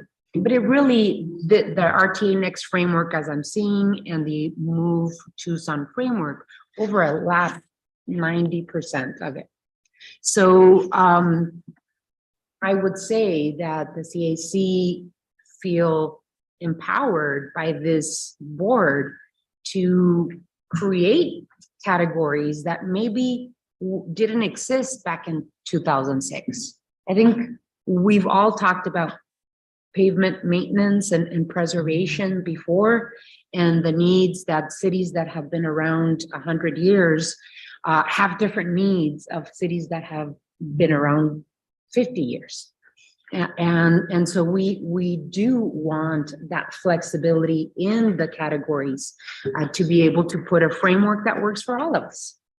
And so I just wanted to make that comment. We, the city of Tucson, submitted our Tucson Move Tucson framework to the RTA board in October 2021. I will do it again if necessary, so that both TMC and CAC feel that they can at least take a look at the categories and see if we need to change those based on the framework that we have in front of us. And if needed and necessary, we can have an agenda item at the RTA board to discuss the categories very specifically and see if we can align the categories so that TMC and CAC don't get frustrated and have very clear messaging from us to have clear categories where they can start plugging numbers on. Anyone else have any? Just a couple comments. I'll support that. I guess one of my first questions is, because it sounds like this is April to get this information, can staff get the information together? Those supervisors. Mr. Chair, Mayor Murphy, thank you for asking that question because I wanted to clarify it. So I go back to this document again. So the column that's RTA portion, obviously that's the prerogative of this body. The second column is non-RTA dollars. And that's what we're discussing at the TMC level. We've sent out multiple requests in writing requesting anyone that can make a commitment for non-RTA dollars, please do so. And you all need to acknowledge that's a difficult task, right? So far ADOT has come forward. Pima County recently have come forward. Nobody else is able to answer that question yet. So when it goes back to timing, I've heard from multiple TMC members that they need more time to be able to go to their own governing body and be able to ask that question so they can provide that input into this process. We don't have that information. That's information that needs to come from your governing body through your TMC representatives, that if you have impact fees or if you have other funds that you want to bring to the table, that you are willing to do so. So that's why it's blank. So to answer your question, we'll ask again in writing. I don't believe they're going to be able to do that because based on people that I've discussed, they believe that they may need to go through their council and come back to answer that question. So again, so far only ADOT and Pima County have answered that question. Second part of that question, maybe you didn't ask it, but implied. When do we have that answer? I hope by July. But again, keep that in mind. This body ultimately has the authority to make those adjustments. So what you see currently is the worst case scenario, the request for RTA to fill in that gap. Anything else we bring to the table will be a leverage and it'll hopefully solve the total budget. So we have time even beyond April, May to fill in this column, make those adjustments. Ultimately, that's the board's decision. And the CAC doesn't need that information per se, because ultimately you try to balance the budget.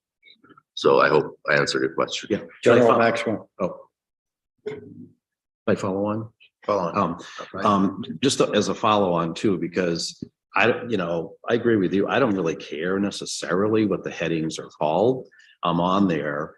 When I listened, and I have to apologize to you, Mr. McGovern, because until last night, I hadn't listened to a full meeting. I listened to parts of meetings.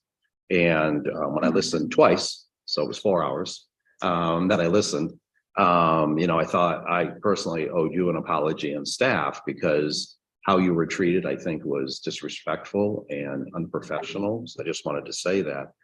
But my concern is, and I'm glad we've reiterated the framework, at least as a starting point, because if you don't have a framework, we can't get to the point where maybe we recategorize names and those types of things. What I worry about after listening is that before we've had that conversation of a half cent or 0.6 or 0.7, that my fear is we could get a $4 billion from some a recommendation to us, and we're going to be not at starting point. We'll be behind the 8 ball because of that. So I think I'm glad we're reiterating what our framework is and what our commitments are. But, you know, before we come up with maintenance and overall cost of the projects, I just worry that we're not making progress on it.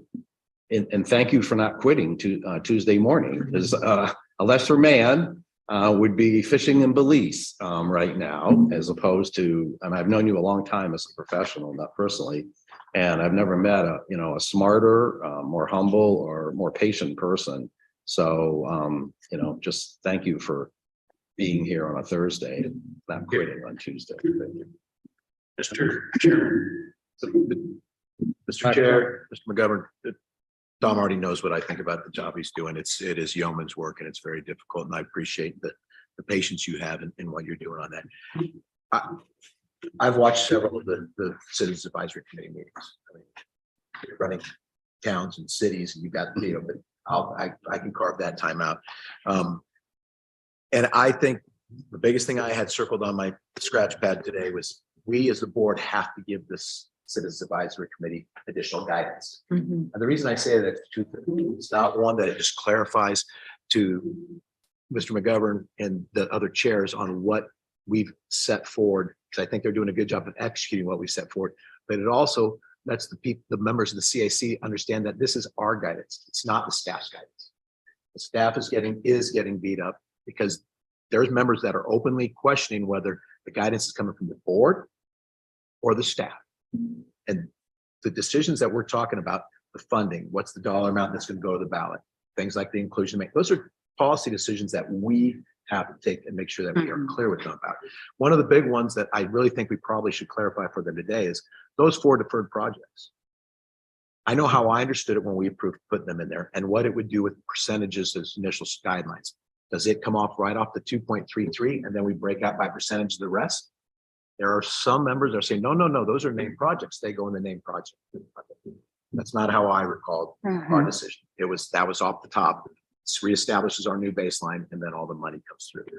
And I've heard it multiple times today. And I've heard Chairman McGovern say to the CAC is that those percentages we gave them are starting points. So to Tom's comments, that there are members that want to come back and ask us to clarify whether we could go higher on this. And his answer is correct. Get that information to the members of the board. And maybe something in the future, if they've got those questions, they can come back and ask us, we'd like to move more. And then we can make those guidance, because ultimately when the plan comes to us, we're going to be doing that, making those kind of decisions. So that is the big thing. And I saw a lot of head nods, but I do think it'd be good for them to know what we clarified, how those first 4 deferred projects are being treated relative to the breakdown of the categoricals. And there is one category, by the way, that you hear time and time again is, and I look at it, I go, yeah, that's a kind of a no-brainer, is they'd like to split environmental and economic vitality. They're in one bucket right now. That doesn't mean they're going to get any more, money for it yet, but it does let them look at them differently. Mr. Chair, Tom, thank you for what you're doing. Look, Mr. Chair, if I may clarify, I'm sorry, Tom, go ahead. Mr. Chair.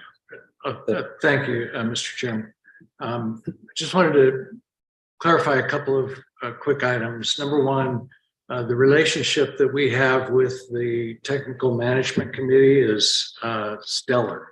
It is excellent. If it weren't for the information that they've been giving us and that the interaction we've had with them, we would not, I'm afraid we might not have ever gotten to a named project list. So please don't take anything I've said today as criticism of them individually or as a group. We need them badly, and we've leaned on them a lot today. So, we clearly appreciate the work that they do.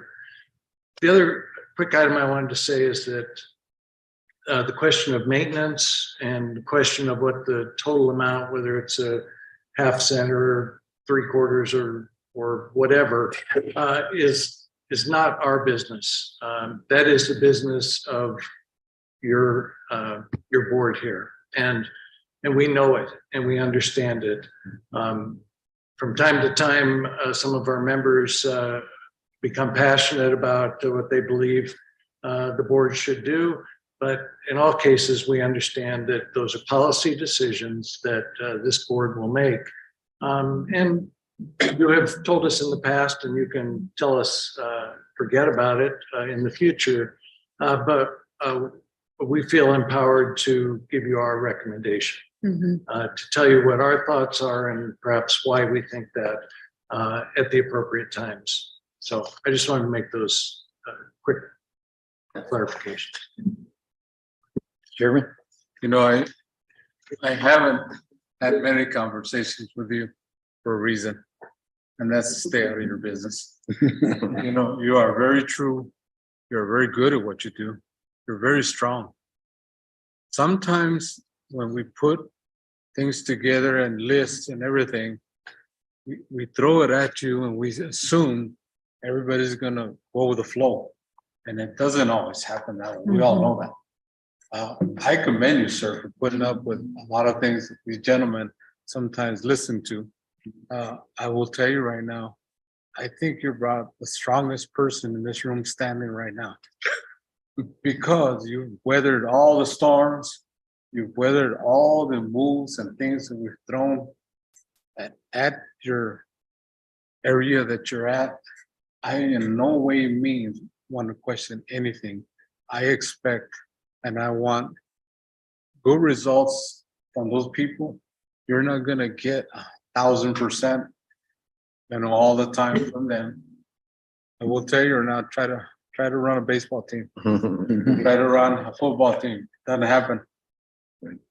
But I will tell you right now, sir, thank you over and over again, because I think the purpose of what you're there for, you've held that so true. And every time we have a conversation with you, whether it's on this or here live, I will tell you right now, thank you for not quitting on anything like that. Because Please don't. according to them, we need you. This whole region needs you. And I think as long as there's somebody like you to sort of hold it together and guide them, I think we're in good shape, regardless of once in a while we get a letter here or there, or we get an opinion here or there. I'm not gonna answer all that. That's why lawyers are there. That's why, the board is put together here to help you. But thank you, sir. I just wanted to tell you, thank you on my behalf. Appreciate that. If I could add that the members of this Citizen Advisory Committee are extremely passionate. And I give them a lot of credit for where we are now. And I also recognize that they have a lot of great ideas. So how we get them on paper without hurting each other is really my goal. Thank you, Mr. Chair. I am keeping in mind, I'm going to keep my comments short because I know that you have threatened me that I need to give you a ride after 3:30. So, and it is 3:34. But Chair McGovern, I too want to tell you, I really appreciate your experience, your knowledge, the history that you hold in terms of all of the work that previous citizens advisory committees have done. Your patience is wonderful. I think the only other chair that receives a lot of abuse at their meetings is the chair of the Board of Supervisors that called to the audience. But I just want to make sure that when you're in discussion, that two things that you do feel empowered to talk about the categories and the framework, using that input from the citizens at your committee. And I really also appreciate the work that you all have been doing, especially you and your vice chairs, communicating with the TMC, Technical Management Committee. I think that's working really well. You're holding hands and doing a lot of work to advance this work. And I think we on the RTA board might want to add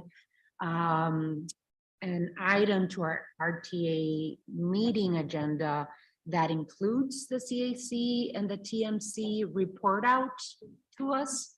And that way, maybe there's that communication that some CAC members feel frustrated about. So I will be asking that officially, Mr. Chair, that we include time in our agenda, RTA agenda, to have a report out by the CAC chair and by the TMC chairs, so that we can continue that communication and you feel listened to, and then that we on our side can give direction if you need that direction from us. So I'll be asking for that. And Mr. Chair, do you think we need, the city of Tucson needs to bring to the table the incorporation, or at least that the CAC and TMC look at the possibility of using the Move Tucson framework in their work as we move forward?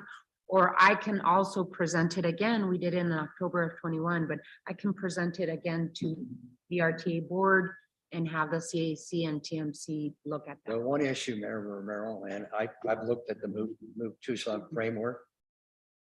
That's Move Tucson framework. Mhm. And there's 9 of us here. And a lot of times, things that are really important to you, and when we were having our discussion, may not be as important to us. And I would hate to adopt that as the framework. I don't have a problem with adopting many of the projects that are in it to go into the framework, but I really have an issue starting there, because this is the regional transportation authority, and we have to kind of put us all into the mix. But I wanted to say a couple of things that we've been talking about, like maintenance. There's many connotations to maintenance. You and I talked about Prince Road. It's 100 years old. If Prince Road is ripped up and repaved and lifted up for drainage or flooding around the area or something, that's really a capital project. It's not a maintenance project. And maybe some of, and this is Raina Romero and Ed Honey talking, but I mean, something's really important to you is not important to me. But we need to be respectful of each other and see if we can wiggle into the middle or even do both and make everything work.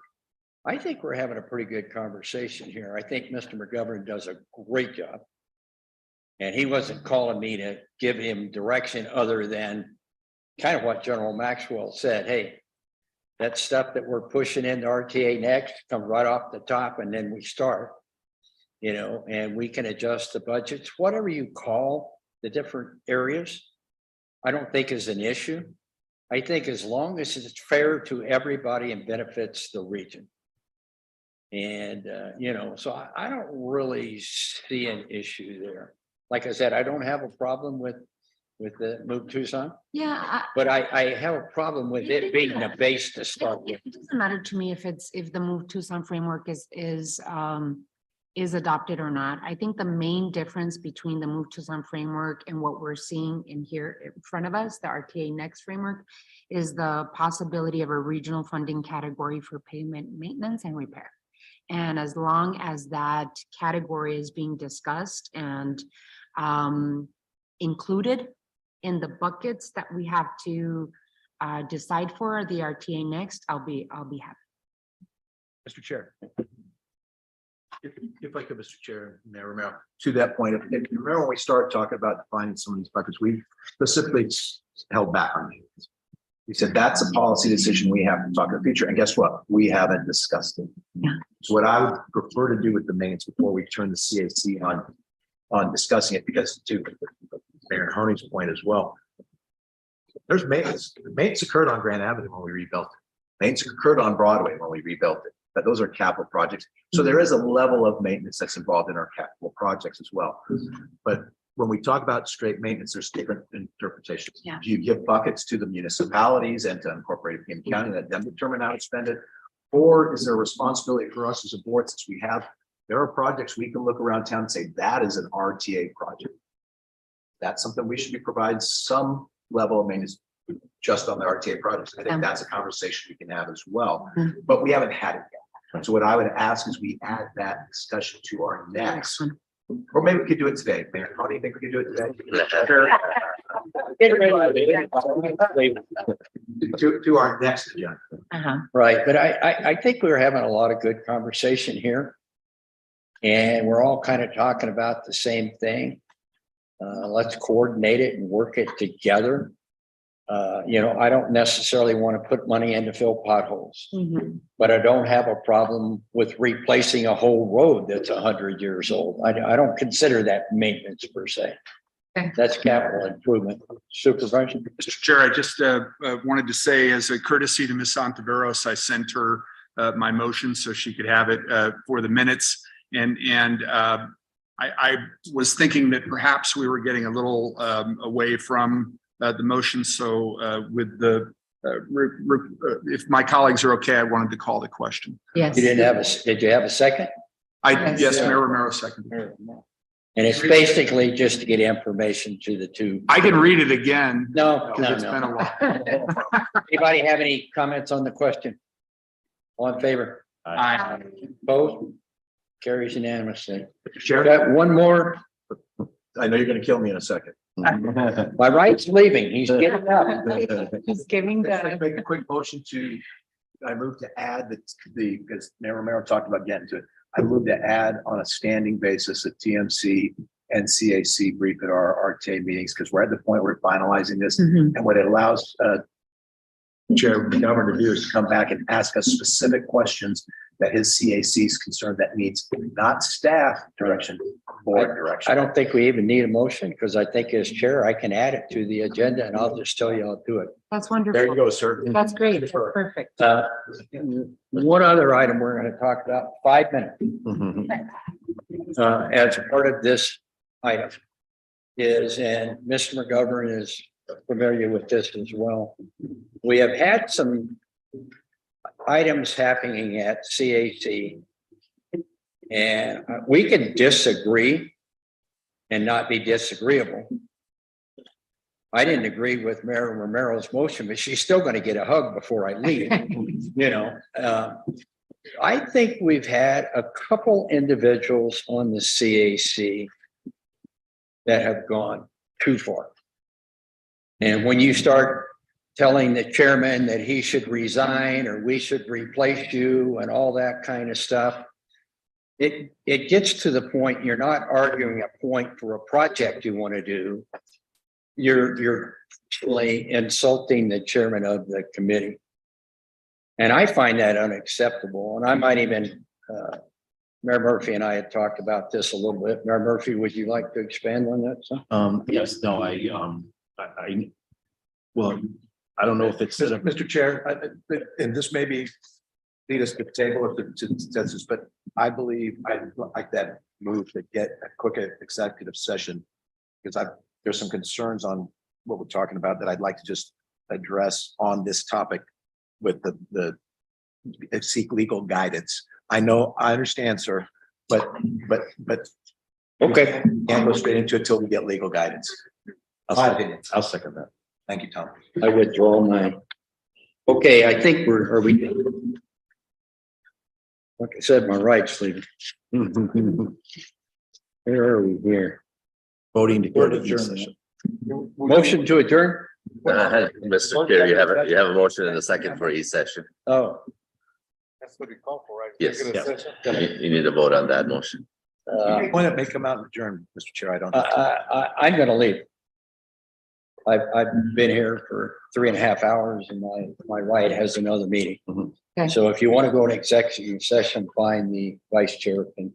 Take over. You're the vice chair. Oh, I am. All in favor of the motion? Aye. Aye. Opposed? Okay, we're going in executive session. You get me all right? Joe?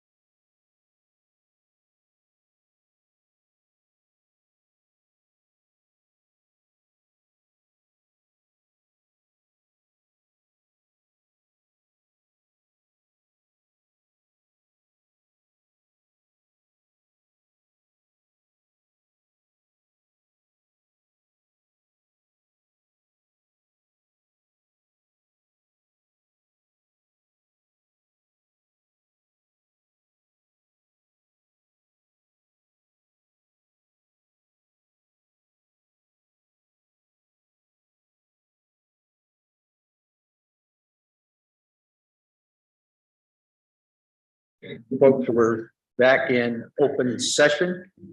Mr. Maxwell, you want to make the motion? There, in regards to item 9, I'd like to make the motion that we direct staff to craft a letter of rebuke from the board, the RTA board, with regards to the unprofessional conduct by a member of the Citizens Advisory Committee. I'll second. All in favor? Aye. Vote. Carries unanimously. I think, are we adjourning? Motion to adjourn? Second. All in favor? Aye.